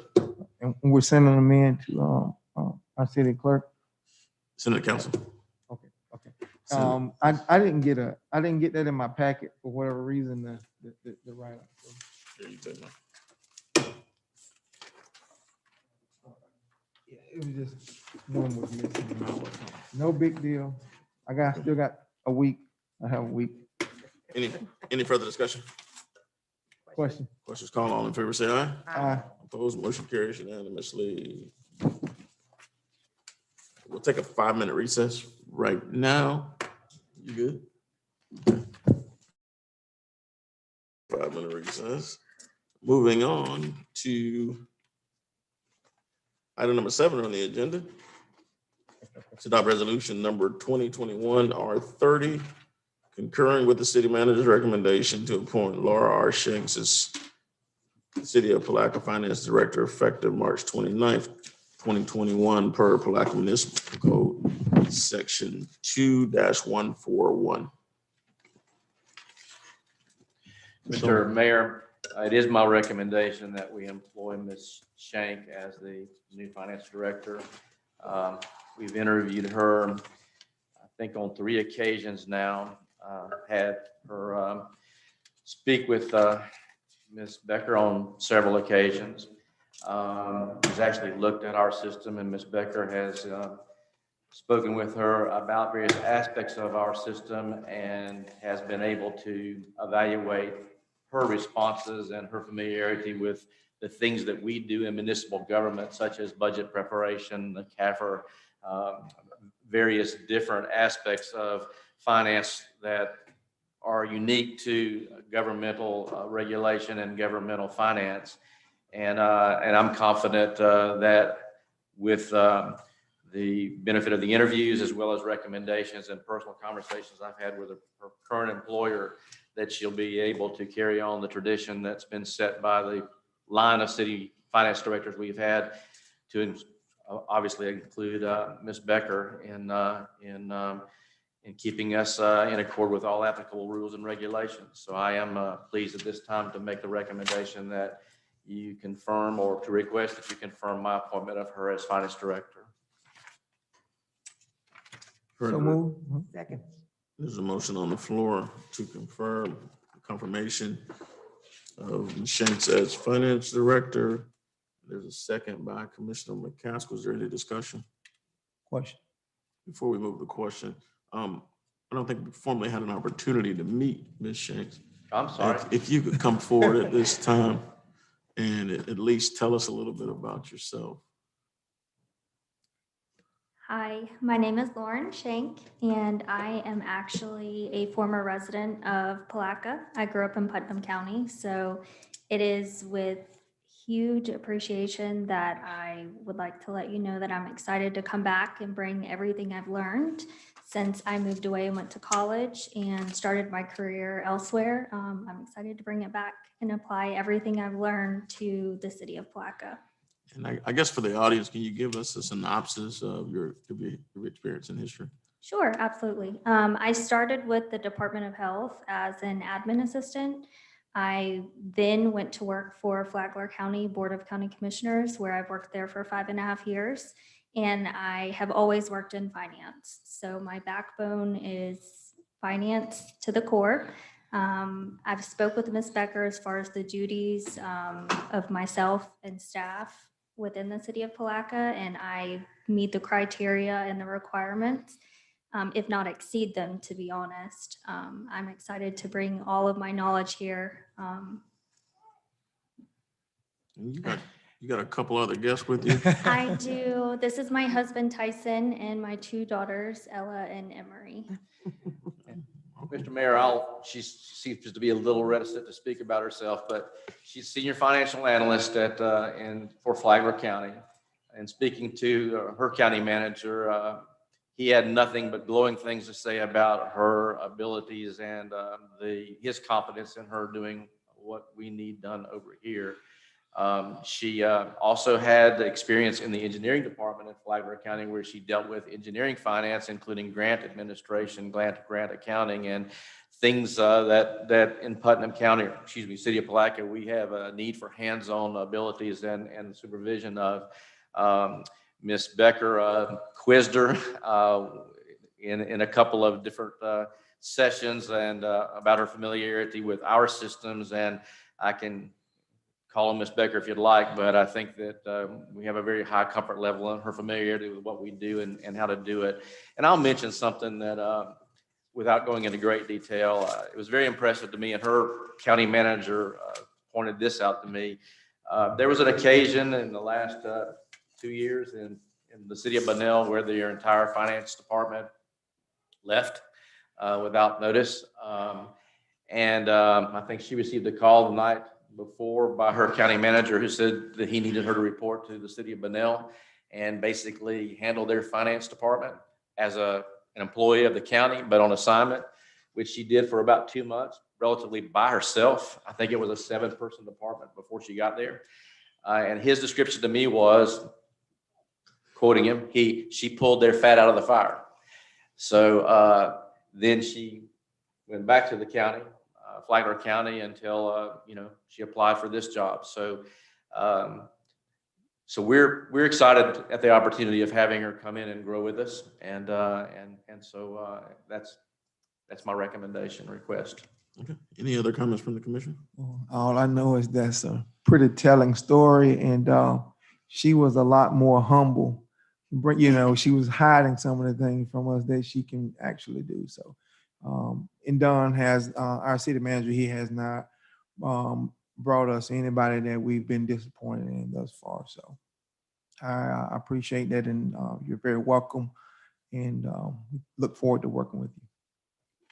I want to welcome you too, Ms. Shank. I had the opportunity to personally meet you And you're also keeping another secret that she has a personal talent in, but we kind of found out that we share the same traveling experiences, traveling up north from Maryland, where her family's from, and my father living there on the Eastern Shore as well. And she shared her personal experiences about the crab cake. So she's gonna kind of. I will bring them in, I promise. I need one. Yeah. So welcome aboard. We were able to Thank talk about the Chesapeake Bay Tunnel, just remembering the days when it was one-sided and we had to wait going under it because it was leaking. But that was just great to know somebody from that area. And welcome aboard. Thank you for coming back and joining our family here. So you had a Salisbury conversation. Yep. Any other comments? I was born in Salisbury. That's true. Yeah. She's well connected. I feel like I may be the only person who hasn't met you yet. So, any other comments from the commission? If not, I would like to say, thank you. We welcome you. We know that you're stepping in some big shoes. I hope your shoes are bigger than hers. She's taller. But no, we're excited to have you. I know you outside of this as well, but I look forward to working with you and working with the rest of the commission to continue to keep us in a financially stable condition and moving this city forward in a positive light. Thank you for returning home. Thank you. Congratulations on your appointment and your hire. Thank you. So I think they're giving kind of a preview to the vote. At this time, we're going to call the question. All in favor, say aye. Aye. Aye. Opposed? Motion carries unanimously. Welcome aboard. Now we're moving to the swearing-in ceremony.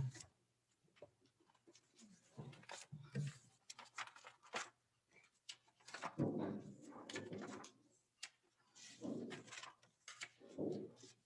you want your husband to hold the Bible or?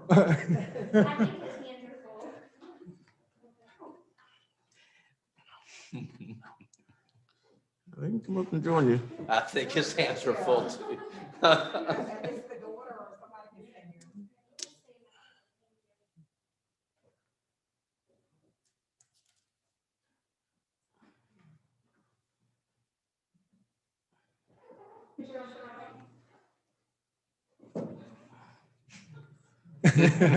Keep the family together.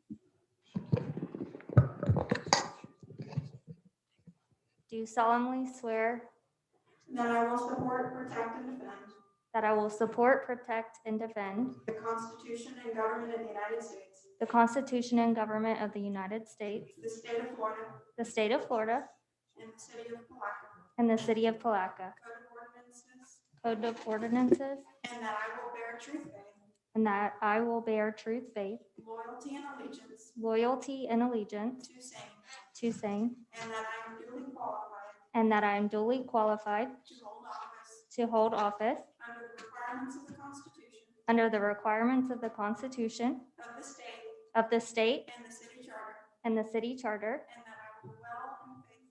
and that I will well and faithfully perform the duties perform the duties of finance director of the city of Palatka, of finance director of the city of Palatka, on which I am now about to enter, of which I am now about to enter, effective March 29th, 2021. effective March 29th, 2021. So help me God. So help me God.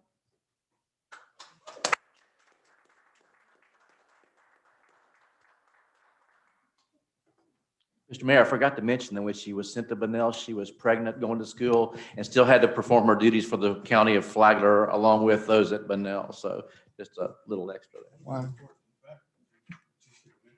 I know, probably was, but. I'm a humble person. Thank you again. Congratulations and welcome aboard.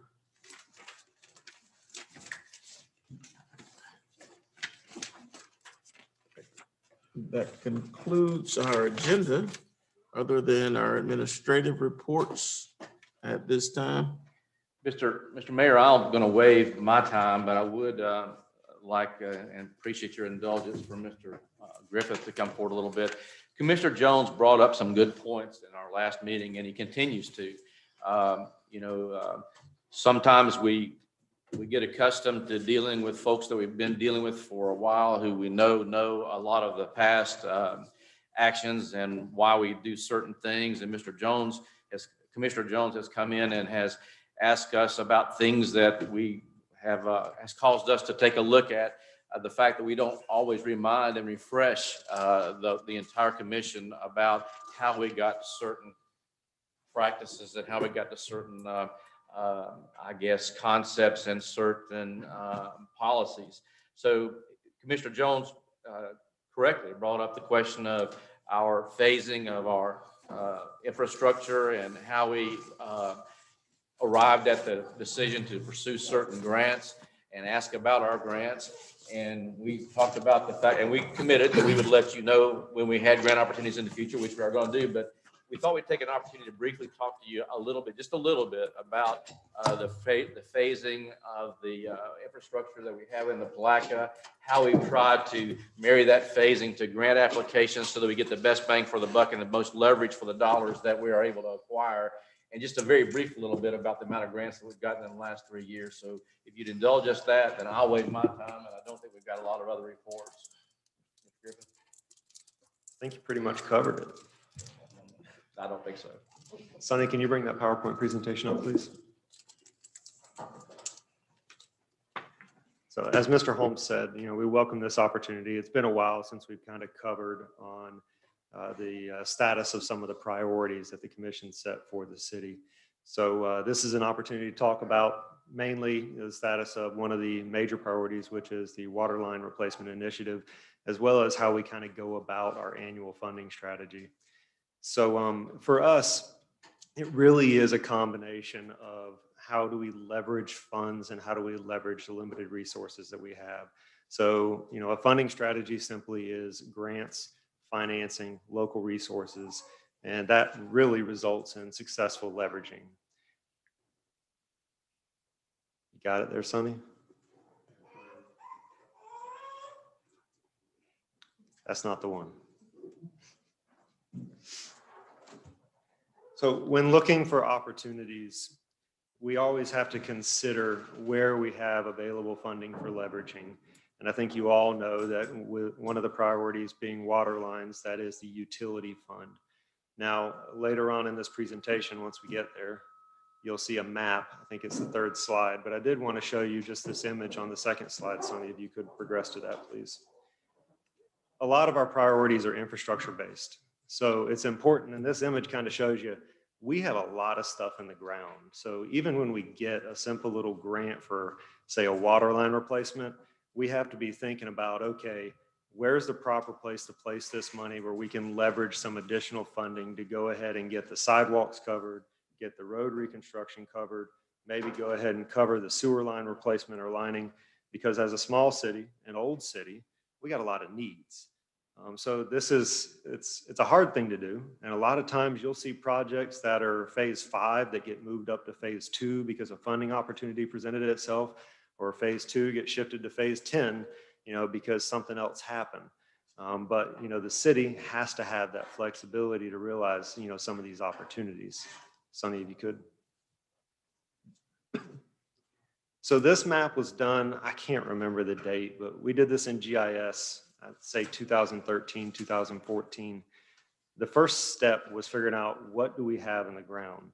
Now, realistically, there's a lot more than that in the ground, and I can attest to that. Every time we dig a hole, we find about 2 or 3 water lines that nobody had any idea were in the ground that are still in service. But this line, or this line work right here, simply red is good and green, or red is bad, excuse me, and green is good. It's a heat map. And we did this analysis based upon the age of the pipe in the ground, proximity to mainline breaks, and also proximity to regulatory compliance issues. As you know, we test on a regular basis for THMs and halacetic acids. Sonny, next slide. Okay, this is my attempt to do what Logan does very well, which is kind of do these funny little PowerPoint presentations. But You know, maybe this is for you when you're going out, present. Yeah. So I'll use water lines as another example. Everybody knows 66 miles past their useful life. That was the metric or the starting point a couple years ago when we really started this initiative. There's no way a city of our size could just in 1 or 2 years' time replace all those water lines. It's just not feasible. We wouldn't be able to live, nor would we be able to afford it. The other image on the right is kind of how we approach assembling capital for projects. It takes a lot of different sources and a lot of different buckets to find enough funding to get a project done. The projects over at South 14th Street and South 15th Street are perfect examples. We knew we had infrastructure in the ground there that was poor. It was past its useful life. The sanitary lines were failing. The water lines were failing. The roads are horrible. I mean, if you drive through there, good luck. You're probably going to have a bent rim or some damage to your vehicle. So it started a couple years ago. First, the SRF funding came in, the state revolving loan funding for the water lines. Then we realized we had a much larger project. So we started identifying some other sources. And, with your support, we were able to secure the additional funding from DEO for emergency management to address the stormwater infrastructure there. They're also funding the replacement of the road bed. And you recently approved a change order, pulling some money from the utility fund to go ahead and replace the sanitary lines at the same time. So in essence, as a city, we're going to get to walk out of that neighborhood, which we commonly refer to as the villages down at Public Works, and it's going to be completely brand new. It'll have a life expectancy, the road anywhere from 15 to 30 years, water lines anywhere from 40 to 60 years, sanitary for 30 to 40 years. So we won't have to worry about it in our lifetime. Next slide, please. I know this is hard to read, but I did want to throw it up there. And all of you did get a much more extensive report. I think it goes back to 2008. Mandy, or Miss Tucker, and I, we call this our grant report card. And it's kind of how we assess our funding strategy on an annual basis. We really try and maximize our efforts in what we go after, and more specifically, what we don't go after, because we do have limited resources, be it staff resources and local dollars that we can pledge as match. So you'll see on there, it's color coded. What's green is what is awarded. What's red was not awarded or was withdrawn for some reason. And we do a simple little calculation out to the right on the bottom that shows you the amount of dollars that this city pulls in for every dollar that we spend locally, we get in federal and state dollars. So it's a really important metric, and I think that we outperform a lot of communities in that regard. Next slide, please, Sonny. Maybe.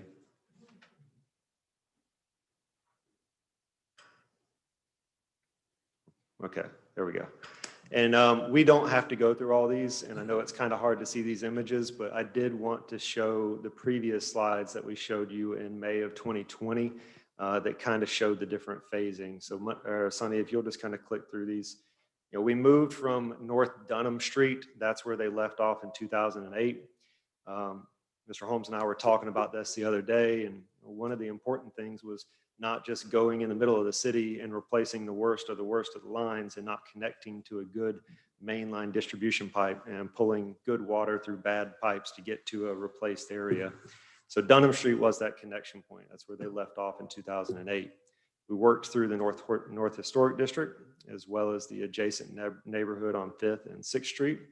We came down through the downtown and the Central Business District on 2nd, 1st, Memorial Parkway, and 3rd Street. We connected into the South Historic District, where we leveraged additional TIF dollars to get state revolving loan fund dollars. And now we've moved out to the southwest. Palatka Heights up around the ravines is complete. They are under construction right now in the South 13th Street, 14th, 15th, 16th, 17th, 18th, all the way up to Mosley from St. John's Avenue back to the Palatka Heights project. So by the end of the year, you're going to see everything from St. John's Avenue, bounded by Mosley, all the way to the ravines into the river, completely replaced. All the old lines completely abandoned, either grout filled or pulled out of the ground. So none of those inefficient, double, redundant, or even triple distribution lines that they put in starting in the 1890s, leading up to the 1960s with the galvanized pipe will be in service. They're completely abandoned. Some of the other projects that are on the slate, which depending on the funding that we get from other sources may get moved up or moved back, include St. John's Avenue out by the hospital corridor. That project is waiting for the county to proceed with that project. As you're aware, they got some hazard mitigation dollars to redo the stormwater infrastructure in that area. So we're designed and permitted. We got the funding set aside. We're just waiting for their project, and hopefully we'll be able to contribute funding to the county, let them include that in their construction scope. Is that the end of it, Sonny? Okay. Another example is St. John's Avenue downtown. That's been broken into 3 different phases, and we are working towards the north. You'll see in this year's budget in the utility, we'll be setting aside some additional engineering and permitting dollars so that we can continue to have projects fully entitled, ready to submit for additional funding opportunities. My goal would be to, leave the city at some point and say that we replaced every single, piece of potable line that was in need of replacement. Talk a little bit about the phase that was initially created from 5th to 14th that we stopped right about 6th Street. So we did a portion of that phase, Mayor. As you're aware, we were able to get about $500,000 from the Water Management District. We did 4th, 5th, and 6th, as well as the east-west roads leading up to Dunham. That is one of those areas where we'll be looking at getting the engineering and the permitting in place. We've had a couple good years with the utility. If things continue and we continue to stay on pace, and do those incremental increases on an annual basis, you're going to be setting aside enough money that when the debt service rolls off in 20 years, it will be a pay-as-you-go utility, and you won't be looking for outside funding. I would hope within the next 5 years, Mayor, that we would be talking about moving into the James A. Long area, the 19th Street area, and the asbestos cement line that we have on Old Jacks.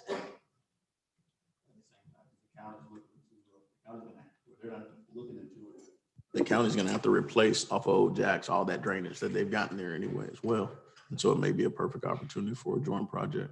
Well, they've got a project right now where they're replacing the pipe near Old Jacks and the Beck dealership. I think we're actually going to fund a small amount to replace about 100 or 200 foot of water line because it's in conflict with the drainage structure. So sometimes it's little wins. It's not about 13 miles. It's doing 200 feet here and there too. Right. It's the same. That's the same drainage line. It runs through that entire area back to Bay Street. It's just outside of the city limits. They're working on that right now. We actually, one of our contractors, DV Civil, that's going to be doing the drainage project on South 13th, 14th, and 15th is the contractor for the county doing that project. Right. I think another escalator for us is going to be looking at opportunities to create septic to sewer opportunities in some of the enclaves. I think what that will do for us is put us in a position where we've got additional funding from the state that will allow us to come in and really hit some of the areas like by Palatka Ford, between Palatka Ford and Palatka High School for it as kind of a geographical area. Those pockets, as well as some of the other pockets that you have, Baileyville, moving out towards the James A. Long area as well, in between there and the car dealerships. Those are all areas that if you can create septic to sewer opportunities and additional housing and road improvement dollars come with it, then it creates just additional opportunities for us to be able to tie our system together completely. So I'll close on this note, and Mr. Holmes may want to say more about this, but I think you're all aware we do have the priorities workshop coming up in the next month. Staff really relies on direction from you on an annual basis as to what you want to see us put in place, be it through grant applications, be it through initiatives, or just how we conduct ourselves in the day-to-day business. So we're really excited to hold that workshop with you and see what you want us to work on for the coming years. Yeah, I'd like to see that 5th to 14th Street corridor moved up on the, on the phases where we were initially, because I think it's critical for us to kind of create that continuity and symmetry across the city. Well, there may be an opportunity soon. As you know, at the last meeting when we made a notice about receiving the funding for the stormwater, just like I said earlier, sometimes you get a small win like that and it causes the city to reconsider prioritizing. So we'll possibly be looking at, when we break ground, finding the funding to do the potable and the sanitary at the same time. Or we continue to make rides to Tallahassee too. So whatever it takes. So any questions from the commission? Comments? No, just thanks for the good work that you guys are doing with all the infrastructure projects and the funding that you're acquiring, because again, we don't collect much money as it relates to ad valorem taxes. I think we get probably less than $3 million a year just on base ad valorem. So we get, again, you can see the amount of grant money that we get to help us to continue the work that we're doing to try to help with infrastructure projects to improve the quality of life for our citizens. But again, we don't get a lot from ad valorem taxes. The day is coming. Again, thank you for the report. The report is very detailed. I think it gives a lot of information, and it truly gives insight as to what's happened historically over the past few years, as well as where we're going. And I definitely appreciate the report. I do have one question, and I do appreciate this breakdown because it had me looking at two things kind of jump out on this page, and it's item number 2 for the biosolids treatment system improvement. And the requested amount was $3.5 million. Is that correct? Am I reading it right? I believe so, yes, sir. And wastewater treatment plant. And then the match was $196,000, which not much of a match. And then I looked at number 14, where the requested amount was $1.5 million for the Booker Park trails, fencing, and picnic facilities. And the grant amount was $1 million, but our match is $250,000, I'm sorry. That's a bit much. I mean, in relation to the first grant, it's just, is that? Sometimes, appropriation. Yeah, and sometimes you'll see a significant amount of leverage because a certain state agency or a federal agency will give the city, well, conversely, sometimes you'll see a small amount of leverage because we do have certain designations where they'll waive the matching requirement, be it a RACIC or a rural area of economic concern, as they call it, or a ready community. The Water Management District is a perfect example of that, and so is the Community Development Block Grant through the Department of Economic Opportunity. Right. A lot of times the match is the engineering and the permitting costs because we get more points when they consider us shovel ready. But some of these projects do require us to contribute better place dollars, utility dollars, and sometimes we contribute more not only to get the grant, but to get more done. There's funding limits. That just jumps out on the page for me. I'm like, wow. Anything less than $1 for dollar is typically good when it comes to a grant. Yeah, and when you look at that Booker Park project, just to kind of put it in perspective, that project is, for lack of any other term, a hodgepodge of grants put together from various agencies to get us to where we were. And it also was we used Better Place to get us to a lot of those points in totality. And so it was kind of creative in the ways in which we got to a point where we actually even be able to put that project together. And the wastewater treatment plant was it was really kind of a show of perseverance, for years, going back and forth to Tallahassee and going to water management and all the various places. And then one day finally getting a call that says, hey, you've been awarded $3.5 million in appropriations.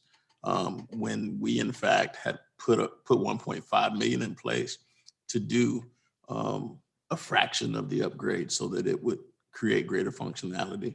It allowed us to be able to free those resources up and do something different because we've been spending $75,000 a year just kind of dealing with maintenance issues at the plant. And we were at a point where patching was not going to be an option for much longer.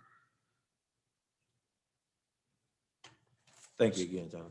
So we appreciate your indulgence.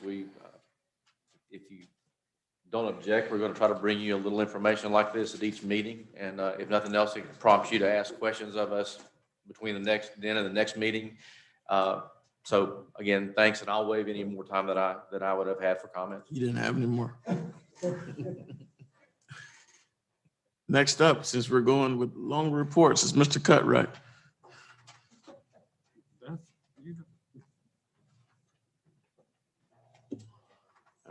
Perfect, you're muted.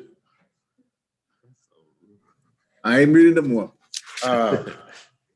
Upcoming special events is just giving you a little synopsis of each department. As you heard from Mr. Sam Carr, they have the Bartram Frolic coming in on next month. We have 6 fishing tournaments coming up in the next 2 months, March the 13th, 21st, 27th, and April 3rd and 24th, and May the 12th. We have a sunrise service for Easter. We have the mug race. We'll be selling down the St. Johns River shirt on May the 1st, and we need to make a decision on the Memorial Day Parade. We have an application in to try to do a Memorial Day Parade, so I will be sending that information to you so we can kind of make a decision. The Bronson Mulholland House is open now on Saturdays and Sundays from 1 to 4 p.m. For small groups to come in and kind of tour the house. Nisha and the Historical Society is doing a wonderful job on that now. Followed up with Recreation. Recreation, we have a free golf event this Monday and Tuesday. Please bring your kids out. The ages are pretty much from 4 to 13. Bring your kids out. The hours will be from 12 to about 3:30, 4 o'clock. It's on our webpage if you want to see more information. We do have a couple of flyers over there at City Hall too, and we also put it in the paper. So you can kind of see those from different avenues. We're also offering a sports camp the same week, Tuesday through Friday, and that's from 9 to 1. And that information is on the same sites that you can find the free golf information. Is it on the social media site too? Yes, on all our social media sites and everything. So, if you have any more questions about it, just give us a call. But we're looking forward to having more kids. There's no cutoff on how many kids can come. It'll be held at Fred Green Park, right around the corner here, and we're going to enjoy as much sun as we can. I know we got a couple of rainy days, but we'll make it do. Now, code enforcement. To piggyback on what Mr. Holmes was saying, we had 4 cases that had liens put on them, but the 30-day compliance will end on March the 18th of this month. So once on March the 18th, we'll go out there on March the 19th. If it's not in compliance, we will continue to do the paperwork and start the liens and fines per day. As of the 60-day report I sent y'all last week, we have had 10 more complaints come in. We're working those processes and doing our due diligence to get them prioritized. We have 3 cases that will be submitted to the special magistrate next month, which actually be this month, which next week on the 18th. We have 20 code cases. After re-inspecting and doing the following administrative paperwork, we closed out because it was just minimum or actually just not clearing the paperwork out on some of these cases. So code enforcement is doing their job, but just give you a little history. In ADG, we had 5,342 cases with code enforcement complaints.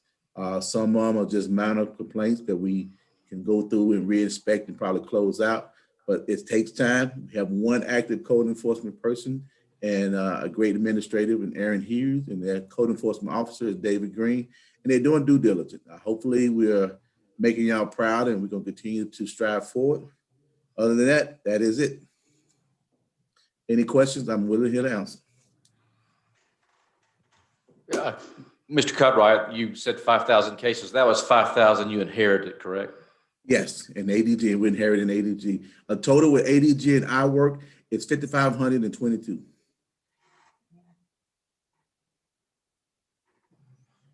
Any other questions? Thanks for your report.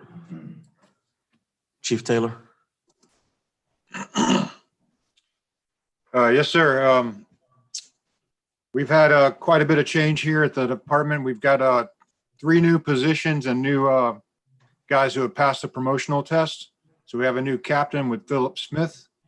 We have a new lieutenant with Kenny Reed, and we have a new engineer with John Foley. So those guys have worked hard and studied and showed themselves approved, and they've moved up into the new position. As well, we've got our new website coming online here in the next few days, so people can look for fire prevention tips and community outreach and reach out to help people that need stuff. They can find some of those sites on our site, and they'll be linked together. The fire marshal's staying busy, as the planner and the city manager and everyone knows. There's a lot of work happening around the city, and we're approving what we can, and making them come back when they can't get it done right. But we're staying pretty busy there. Also, I'd like to thank the crews today. We had a hazmat spill on the north side with some mercury. The guys showed up, handled the problem professionally. We got it taken care of and moved out into the county landfill. Other than that, everything's kind of business as usual, running lots of calls, probably on track for about 4,000 calls this year. So other than that, thank you for the time. All right, thank you. Mr. Yule. Mr. Griffith.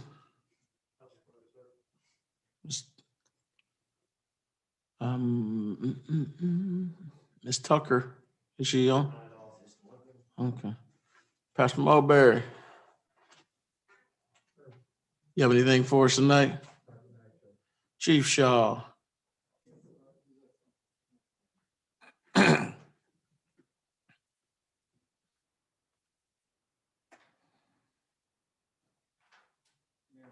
as you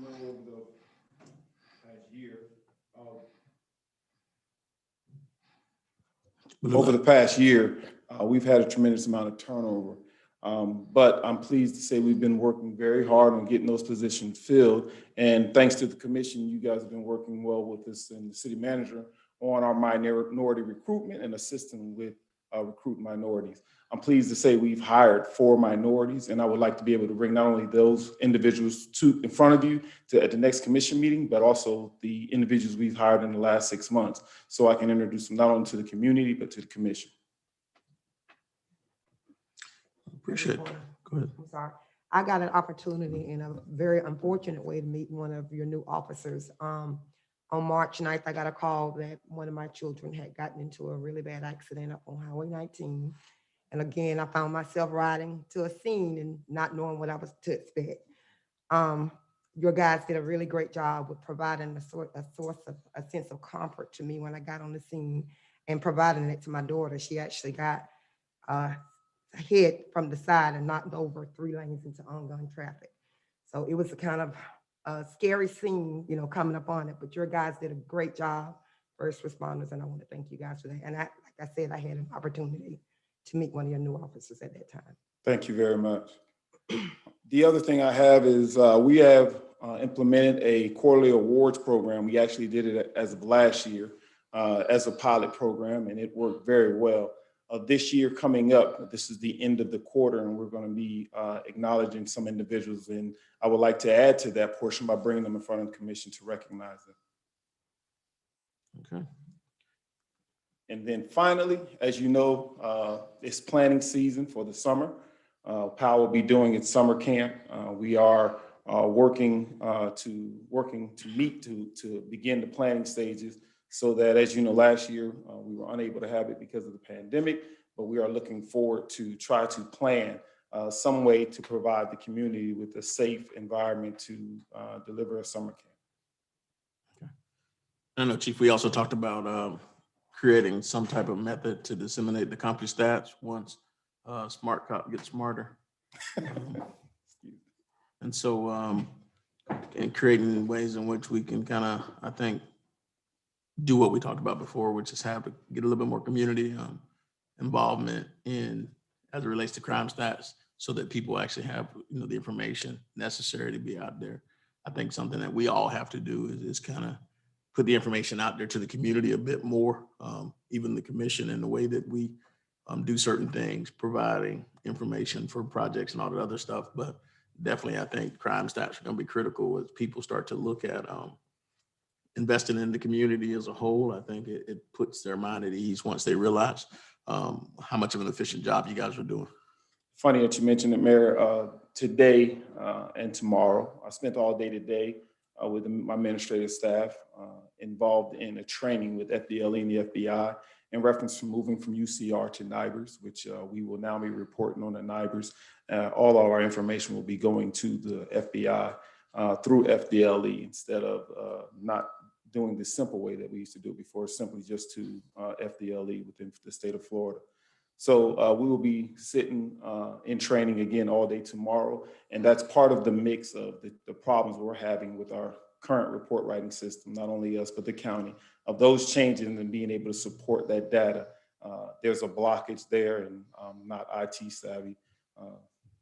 Commissioner Boren probably can speak on some of those, but there's a block in there that's not allowing certain information to cipher through.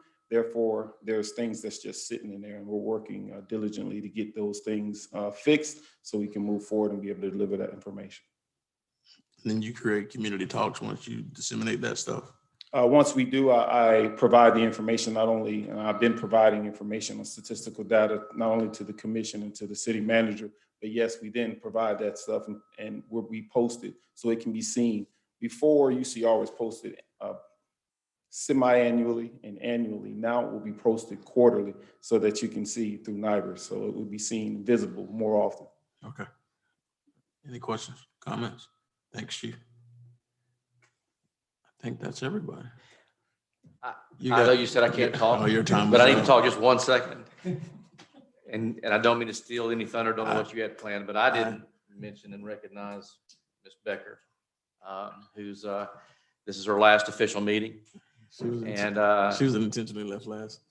Was she? Well, okay, then I'll wait until after you finish. No, go ahead. Go ahead. No, I just want to express my thanks to her for the work she's done since I've walked into the job. I don't know where I would have been without her, with her assistance and her explanations and obtaining information that I needed and helping me understand aspects of the system that I just had never worked with as city attorney. And then her assistance in interviewing Ms. Shank and did I say that wrong? And then working with Ms. Shank, who's been coming over, by the way, on her own time to work with Logan and trying to familiarize herself with our system. Logan has assured me that she's going to continue to be available to us, and I have no reason to believe that she'll do anything but help us through the transition, because she's been a consummate professional all the way through, since working at times and overtimes and through all of the pandemic. So I just wanted to express my personal thanks to her for the work that she's done. Now I don't have anything further. You sure? Yes, sir. Ms. Krantz. Just want to wish Logan well and as she progresses in her career, and welcome aboard, Ms. Shank. Ms. Becker, last report. You can stand for this one. And then pull the mic down.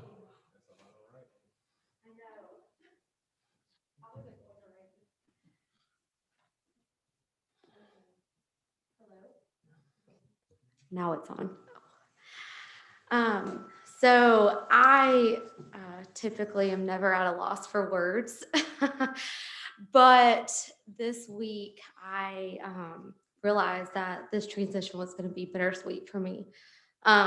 And I'm not a crier, and so I don't understand why this is going on for me. But as I was sitting there and I was just kind of thinking of things that I wanted to say, my brain started getting very jumbled. And anyway, so I do have some notes. I just want to, since I've been here, a lot has happened, and both professionally and personally. And, I've experienced hard loss, and I've experienced the birth of my daughter, and just a roller coaster of things that have happened. And I just want to say that the city of Palatka has become my second home. And I just really appreciate everything that y'all have done for me.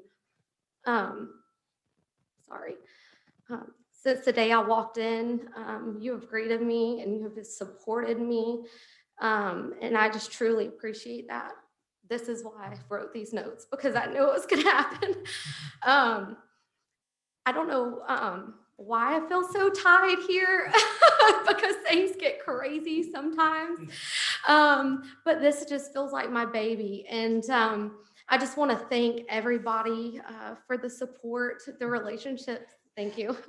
The relationships that I've built with staff, and getting to know everybody, me and the directors, I believe that we have just truly been able to build a bond that is irreplaceable.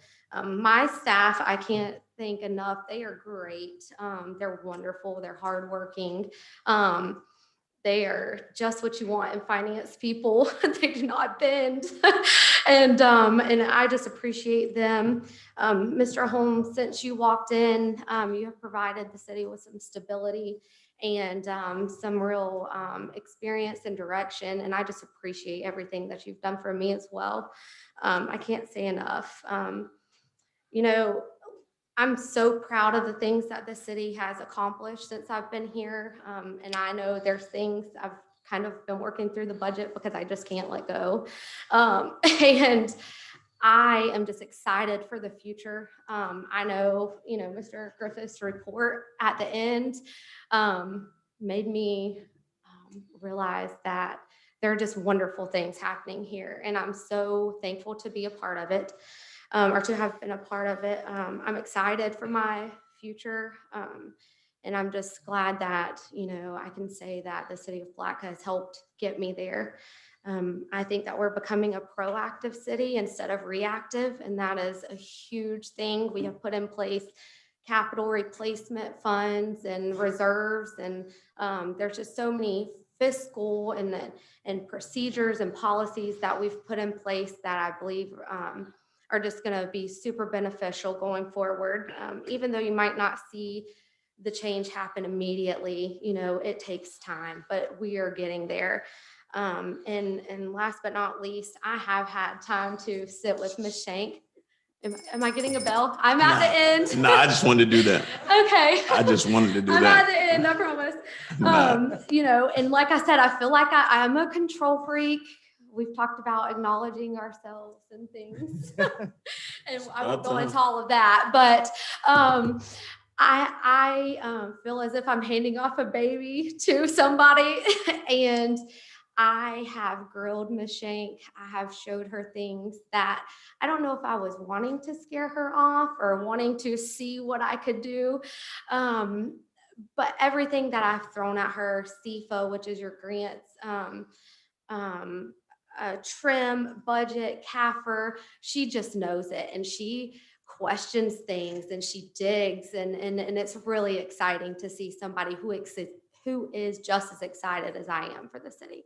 So again, I just appreciate you. Ms. Val, I've gotten to know you too. And I just really appreciate everything that everybody has done for me. So I hope to continue our relationship as I move forward, and anything I can do to help, I am here. You finished crying? I'm sorry. Are you finished crying? I'm not going to cry. See, no tears. You did. Yeah, I know. You did. So, when I get to my office, it might be a different story. Commissioner McCaskill, don't cry with her. I can't look at you. She can't help it. She need the box. Yeah, I'll pass it. We need to keep the box. You got anything else you want to say? No, go ahead. It's a crying moment. See what you started? I know, I'm sorry. Now you're crying again. I know, I'm crying over here too. Commissioner Bohr. Oh, well. Just wish you well, and I just thank you for everything you've done and helping me out personally as a commissioner coming on board. Just thank you. Absolutely. Commissioner Thank you. Bohr, do not cry. Well, I'm going to try not to, but internally I am. But pretty broken when I first heard. When she broke the news, I had to kind of get myself together. So I called her up.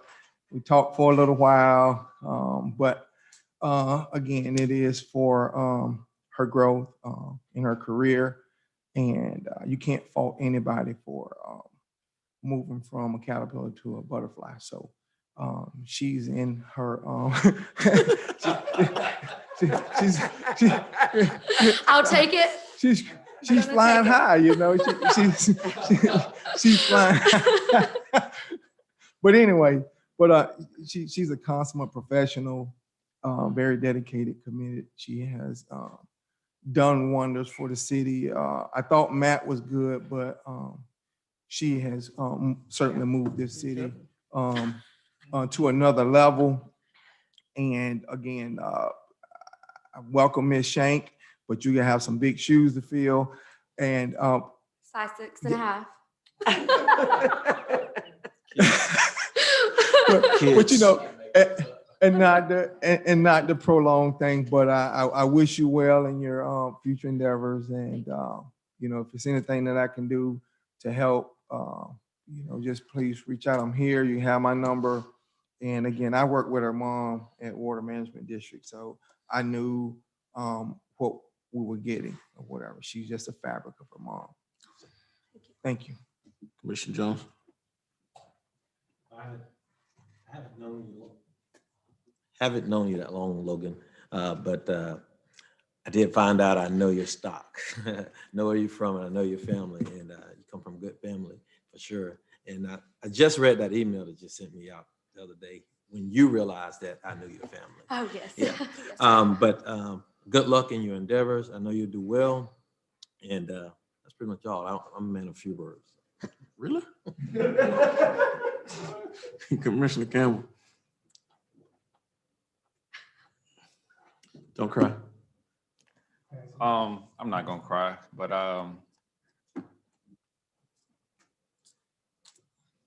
he's gonna cry. I'm not gonna cry, but I appreciate you and everything that you have done for this city. I don't want to say we're losing you because you're just going to another part that's going to help this community grow as a whole. And I believe that what you have instilled in me personally with regards to finances and how I call you a gentle giant because you stood up to Mayor Hill. No.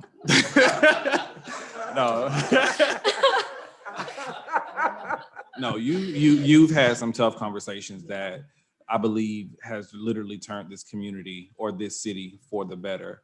I just know some conversations that you've had with JR, and that's like the most gentle giant that we've had. But you, the fireball that you were, you stood firm on even some of the requests that we've had as a commission to let us know that it was not in our best interest to go that route. And we look back now and say, thank you for that. So again, we are just saying simply, see you later, not goodbye, because I do believe that you have a vested interest, as we all do that sit in this room, to continue to see this community go forth. Ms. Shank, good luck. She has my number. She's. And now, Oh, no. well, the person who I affectionately call the financial bully. But I think you came here young but savvy, and you've left with wisdom. I'm good. You've left You with, know you're gonna cry. I think you left with wisdom, and more than anything else, you leave in a better place. People can't say, I don't think that we can all say anything about your transition other than that if we truly care about you, then we are happy to see you ascend. And so we're happy to see you grow. We're happy to see you move to the next level. But I made a call to Matt Reynolds and said, stop shopping in the city of Palatka. And so, but Matt saw it in you. Matt saw all this leadership in you when he hired you. And I guess it's only right that he came back to rescue you. And so we definitely appreciate your time here. Yeah, she got rescued. She got rescued from the standpoint of that she was in a wonderful place. And so he came in here to steal you, to take you to a place where there's going to be a new transition. And so we're excited for the things to come. And we're looking for the new and improved addition for the third finance manager that comes through, where she takes us to higher levels. And so we're excited because we saw finance in the city of Palatka go from a point of almost being bankrupt to a point of being self-sufficient and sustainable. And so we appreciate the processes implemented. We appreciate the effort. We appreciate the tough conversations. And more than anything else, we just appreciate being a part of the team and a part of this family. And so, and also for you implementing the work from home policies, because we didn't see you for a year. And so again, thank you very much. So, All right, Mayor. so definitely. He had to say something. So definitely, we're gonna roast you as you leave. And again, thanks a lot. I'm gonna ring my own bell at this time. Yeah. But no, in all sincerity, we appreciate you and all that you've done. Thank you, So Mayor. thanks a lot. Thank you all. Any other comments from the commission before we close? Seeing none? You got anything else? I do have comments. It don't have anything to do with you. Okay. Logan, thank you. Thank you again. I'm sorry, we got legal over here who's gonna, you got anything for us today? I already knew that.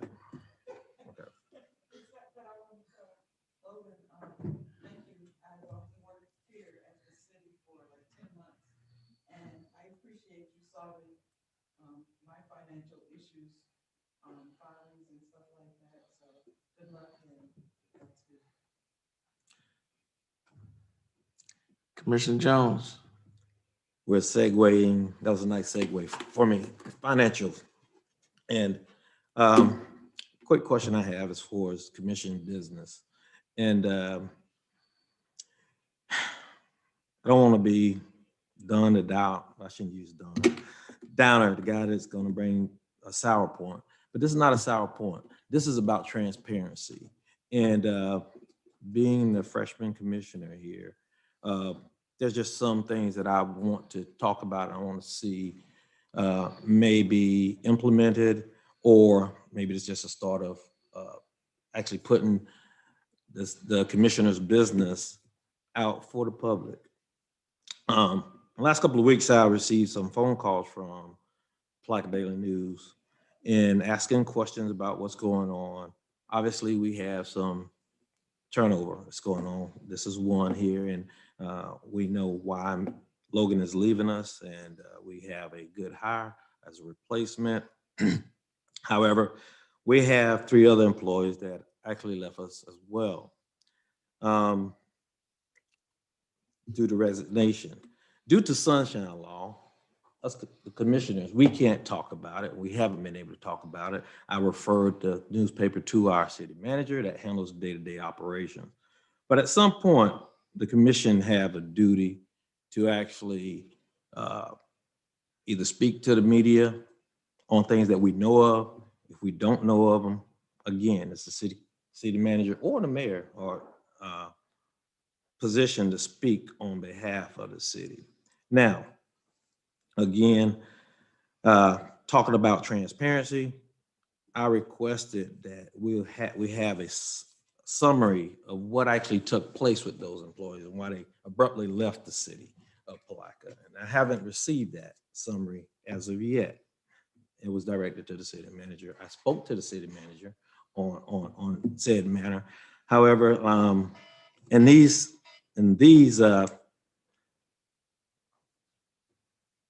instances, I think that we need to be transparent to our citizens as well as the public. At least give them as much as we can without talking about personal issues between those employees that left us. But as it relates to the city, I think Logan has have us in a good financial place. We know where we're going.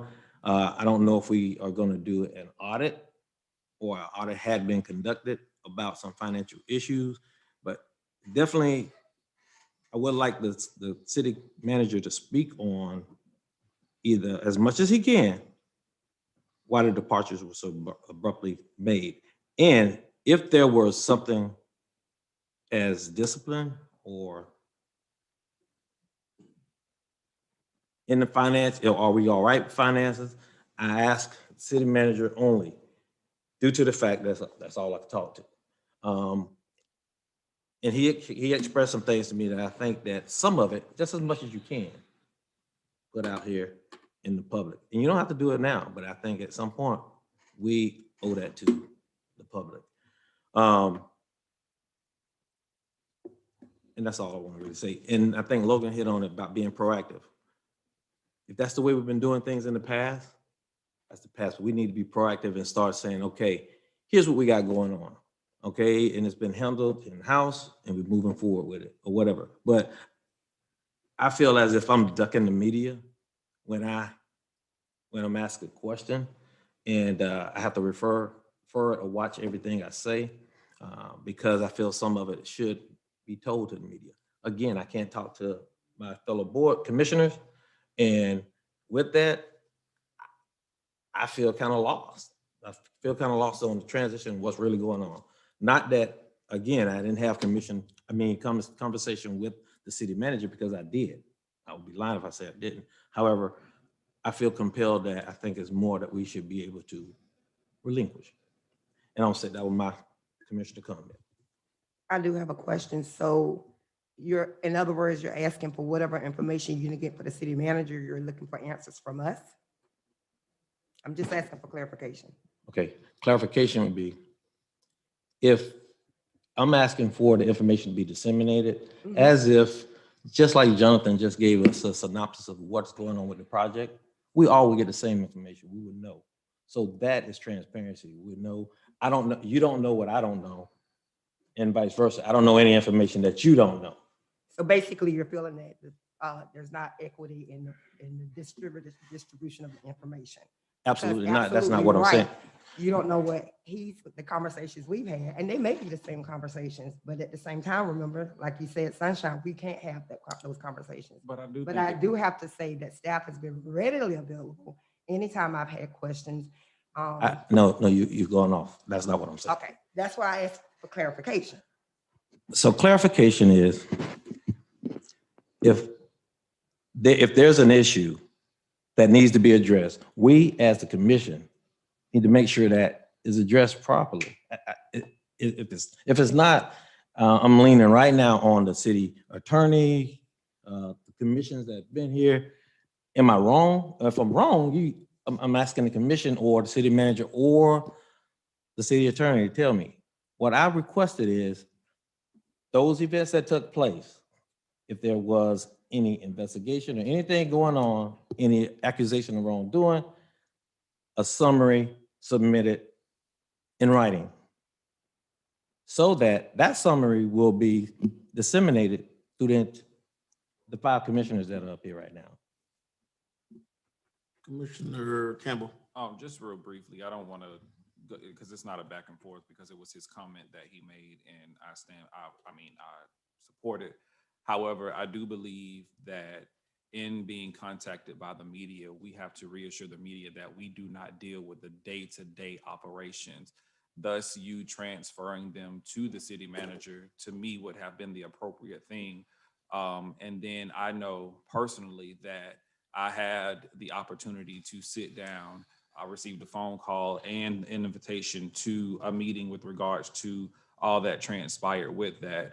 And I know that the newspaper is doing their job, but again, we as commissioners don't deal with the day-to-day operations. And I just think that the request that you made is not far-fetched, and I think it's something that can be done. But if there is ever a question with regards to what we are receiving, I think we all receive the same information. We just handle how we deal with it going forth a little bit different. And that's just how it has been. And these opportunities for us to talk comes within these meetings. So what you've done is the correct thing. But again, the way we receive things, I'm quite sure is just about the same way. But again, the way that we move forward with how we address them personally is different, and it will be different for each one of us. Just to before I'm a woman, I'm shut up. I'm just from a different environment where when you talk about transparency, true transparency would be to disseminate the information that what one gets, everybody gets. So I don't know, other backgrounds of others. And one-on-one meetings are just that. That is saying, I'm going in, I'm closing the door, and I get what I get. And I would never go back and talk to or try to communicate to another commissioner saying a conversation, because it was just that, a one-on-one. So again, the only how we could get that out is like this moment right here. Now I can say some other things and it's being, but I know it'll be inappropriate. So that's not what I'm trying to do. But what I am trying to do is get, again, some summarized direction of what's going on, where we're headed. Now, when it's asked of us to give direction to the city manager on an issue, that shouldn't be a one-on-one situation. That should be I don't think it should be a polling act. It should be, hey, commission, this is what I have, and it could be in writing. I don't see why it's not in writing, so that we can respond as such, so that our responses will be recorded. And it's not a catch-all, but it is. I worked in an area, I think Chief Shaw could commence this and or confirm this. If it's not written, it didn't happen. Okay, so if I say it's raining outside, or excuse me, I'm going off on a tangent. That's just what I'm talking about. I just said if it's not written, it didn't happen. So okay. Are you through? Can I speak? All right. Commissioner, first of all, I provided complete transparency to each and every one of you. I didn't ask for direction about a personnel decision because it isn't for you to make personnel decisions except for me. You want to fire me, you have that option. But as far as the staff below me, I'm the one that's supposed to be dealing with them. But as a courtesy and to keep you informed, I sat down with everyone who asked for or who agreed to come in, and I provided great detail as to the reasons for the actions I was about to take. As far as your written summary, you asked me one time. You haven't asked about it again.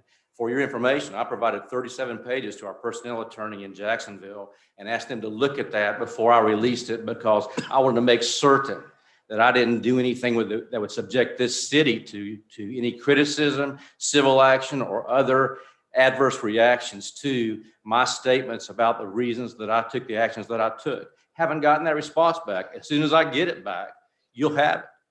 But I did not ignore your response. You didn't ask about it again. You didn't come in and ask for any additional information. And I provided you the information that I had at the time so that you would understand what was going on and wouldn't have questions about it. I wasn't asking for direction. I was informing you of the action I was taking. You'll have that written summary you asked for. But part of my obligation is to make sure that in providing you that written summary, I don't subject the city to some sort of action by the individuals affected who resigned. They weren't fired.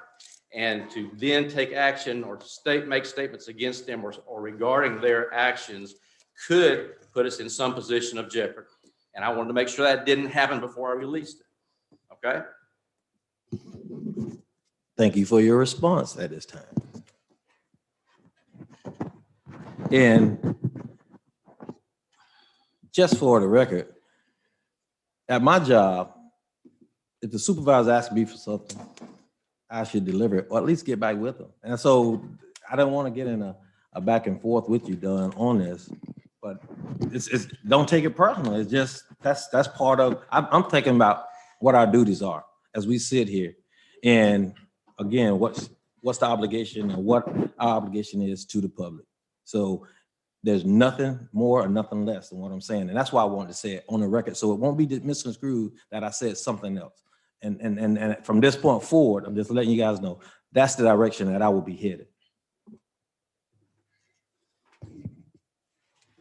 I'll close with this. I don't think that it's our obligation to be the reporter to the Palatka Daily News.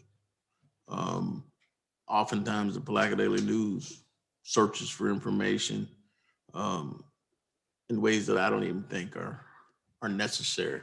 I laid in a hospital and I had people calling me, asking me to give them an article on how I was doing. I don't think it's our obligation to report to them. But I think that in everything that we do, maybe it's just the attorney in me, I think we've got to be conscious of what the impacts are going to be. And when we find ourselves, I think, putting out public information, you're going to find yourself as it relates to employees on a regular basis in a report saying Billy got suspended for 3 days, or employee A was suspended for 3 days because of A, B, and C. We're going to find ourselves with some folks who may be reluctant to come here, regardless of what the situations may be. I think ultimately, as it relates to serious situations that come up within the city that are, abnormal to normal day-to-day operations, I truly think that the city manager has an obligation to keep the commission informed of anything that may put us and make us subject to liability. And these situations relates to the resignations. I think we've been truly informed about everything that's going on. And I think he's had one-on-one meetings with everyone because of the nature of what was taking place. But I don't think that we have an obligation to put it out at a commission meeting about what takes place. From an employee standpoint, the charter clearly states what it states. which is the city manager's overall human relations, of our human resource obligations. We've got an HR director who reports to the city manager and takes on some of those duties, but the ultimate person for human resources is the city manager. I don't think that at the end of the day, the proper thing to do is to volunteer anything to the Palatka Daily News.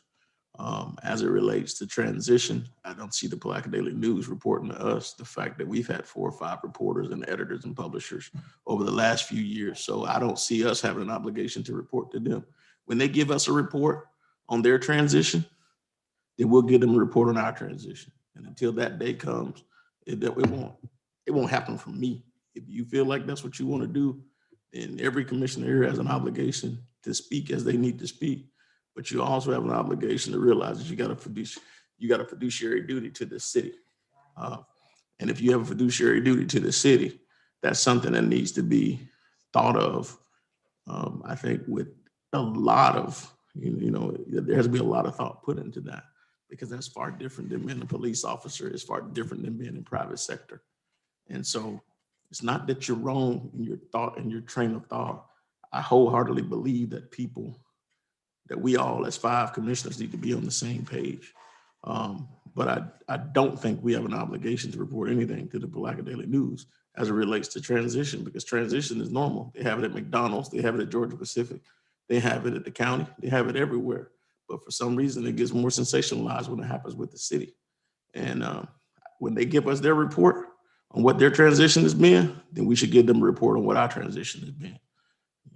Now we begin to be subjected to public records requests for certain things that are out there, but we can't make a public record request to the police department, to the newspaper, or anyone else. And so government's far different than private sector. And there are some nuances in government that are far different. I think the longer you stay in this business, the more you start to realize that while your life may not be public, the lives of the people that work for us aren't. And so that's the difference in what's in place. And I'll leave it at that. I don't want to go back and forth, because at the end of the day, it's not going to be productive here.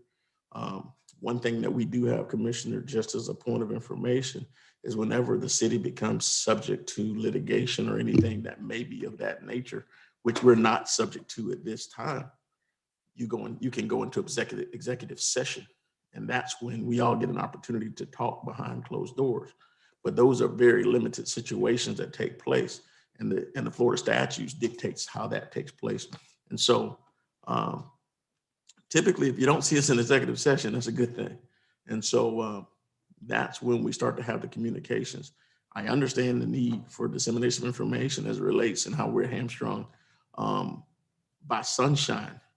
And I think as time goes on, everyone will get a feel for personalities. I don't think that there have been any personal attacks here today. I think that there's just been an effort to kind of make sure that certain conversations are privy to the public. And I think as we go on, everybody learns each other's personality, everybody learns each other's concerns and their passions. And transition is good. So that's my spill on that piece. You got anything else for us? No, we're gonna talk. You got anything else? I do. I want to say this, and for the record, I have not spoken with the Palatka Daily News or its reporters at all, other than to refer them to the city. You said that. That was clear. Yeah, I just want to make it clear. Okay. Anything else, Commissioner?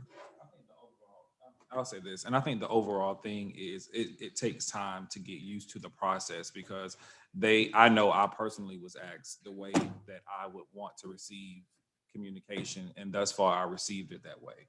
But again, I think we have to keep in the forefront of our mind, most of all, again, we do not deal with day-to-day operations.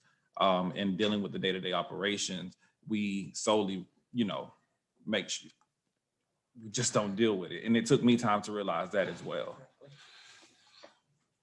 But those are things that come with like the emo classes and all of those things. Anything else, Commissioner? Anything else? Well, I mean, again, I think it's been well stated, and we operate by the charter. So I know for a fact I operate by the charter, and we just don't delve down into the employee ranks. Everything I submit or do anything, it goes through the city manager, who is well aware of my request. And again, he did sit down, and he sat down with each one of the commissioners and the mayor and informed us. And he has done that since he has taken the helm with every situation, not just this one. He had other things that he brought before us as well. So I think when it comes to that, we have to have careful communication as to what we provide to the public or the media or whoever else it may be, because it could put us in a very bad predicament. So when that I got that call from Palatka Daily News, knowing my place, I sent him written communication that the commission does not operate day-to-day operations, and the best person who can help you with that information would be the city manager, who is the he administrates our day-to-day operations. So that's where I'm at, and that's where I'm going to continue to stay. And I would like to say that I have a choice. We all have choices, commissioners, as to how we respond to the media, and I choose not to, and will be, so you'll know how I will operate moving forward. I don't respond to the media unless I want to, and I will not at this time or any other time. And I hope that if anything comes up about this commission, we continue to keep that tact and integrity. And I guess the last thing is, you know, I think we don't want to lose sight of, I think, part of the context and all of it. I think it's a good conversation, but the reality of it is we're never going to all get the same information. That's just not going to happen on any level. What we're going to get is, I think we all get the information that's going to be something that is critical. Those are some critical things. But there's a fire every day down here that if you got every piece of information that goes with a fire, and I spend a lot of time down here, you probably pull all your hair out, because some of the things don't need your interjection. And you may happen to be here one day and get something that I'll never hear. You know, I never got the opportunity to meet Ms. Shank, but that doesn't mean somebody was hiding her from me. I think ultimately what happens is I wasn't around at the proper time. And so there's information that comes around all the time with commissions. I think sometimes it's just a matter of when you're there. And it may be good information, it may not be so good information, but I think ultimately what happens is, you know, we all desire to get the same level of information. I think 99% of the time, if somebody's face is going to be on the front of the newspaper, it's going to be mine. And so if my face is going to be there, you know, I'm here a bit more so that I'm informed of what's going on. Because sometimes you guys are working and working a different job, and my boss lets me off a little bit more. You know, as you know, I think as self-employed individuals, Commissioner Jones and I probably have a bit more time than some other folks have. And I know I got a bit more time than all of y'all as it relates to how I coordinate my time. But I think at the end of the day, there's an effort to make sure everybody's fully informed, but you're never going to get the exact same information in the same way. You're going to all be informed when it's something that is critical. But I think on some of the minuscule things or things that seem to be minor, you have to be around. And I think when you're around a lot, you get information that you don't necessarily volunteer for. It's just kind of there when you're present. And so I think that the effort has been made to make sure that a greater dissemination of information has come from this administration than in the past to everyone. And I think we're moving in the proper direction. These conversations are good because it allows us to get thoughts out when we can't get them out any other place. I don't see this as a negative conversation. I just see it as another opportunity for us to all be on the same page and on one accord. And so I think that, you know, the request for us to have certain information out as it relates to critical, you know, the critical junctures is fine. And when there are situations where it can't be done or it's in violation of the charter, it's just easily stated that way. But it's a process. We're all in a learning environment. Every day we walk in here and we deal with government, and we deal with those 10,000 citizens that live in the city of Palatka, or we deal with those other 65 that think they live in the city of Palatka.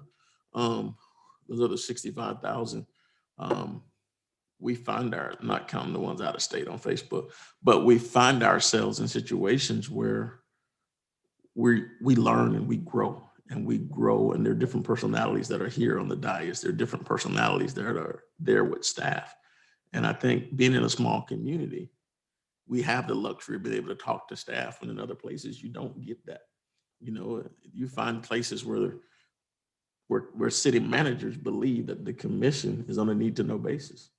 Our city manager is open about the stuff that he gives us, but we just have to make sure that, we continually do our duties as policymakers and supervisors of the manager, and that we all find ourselves moving the community forward, which is what we've been doing.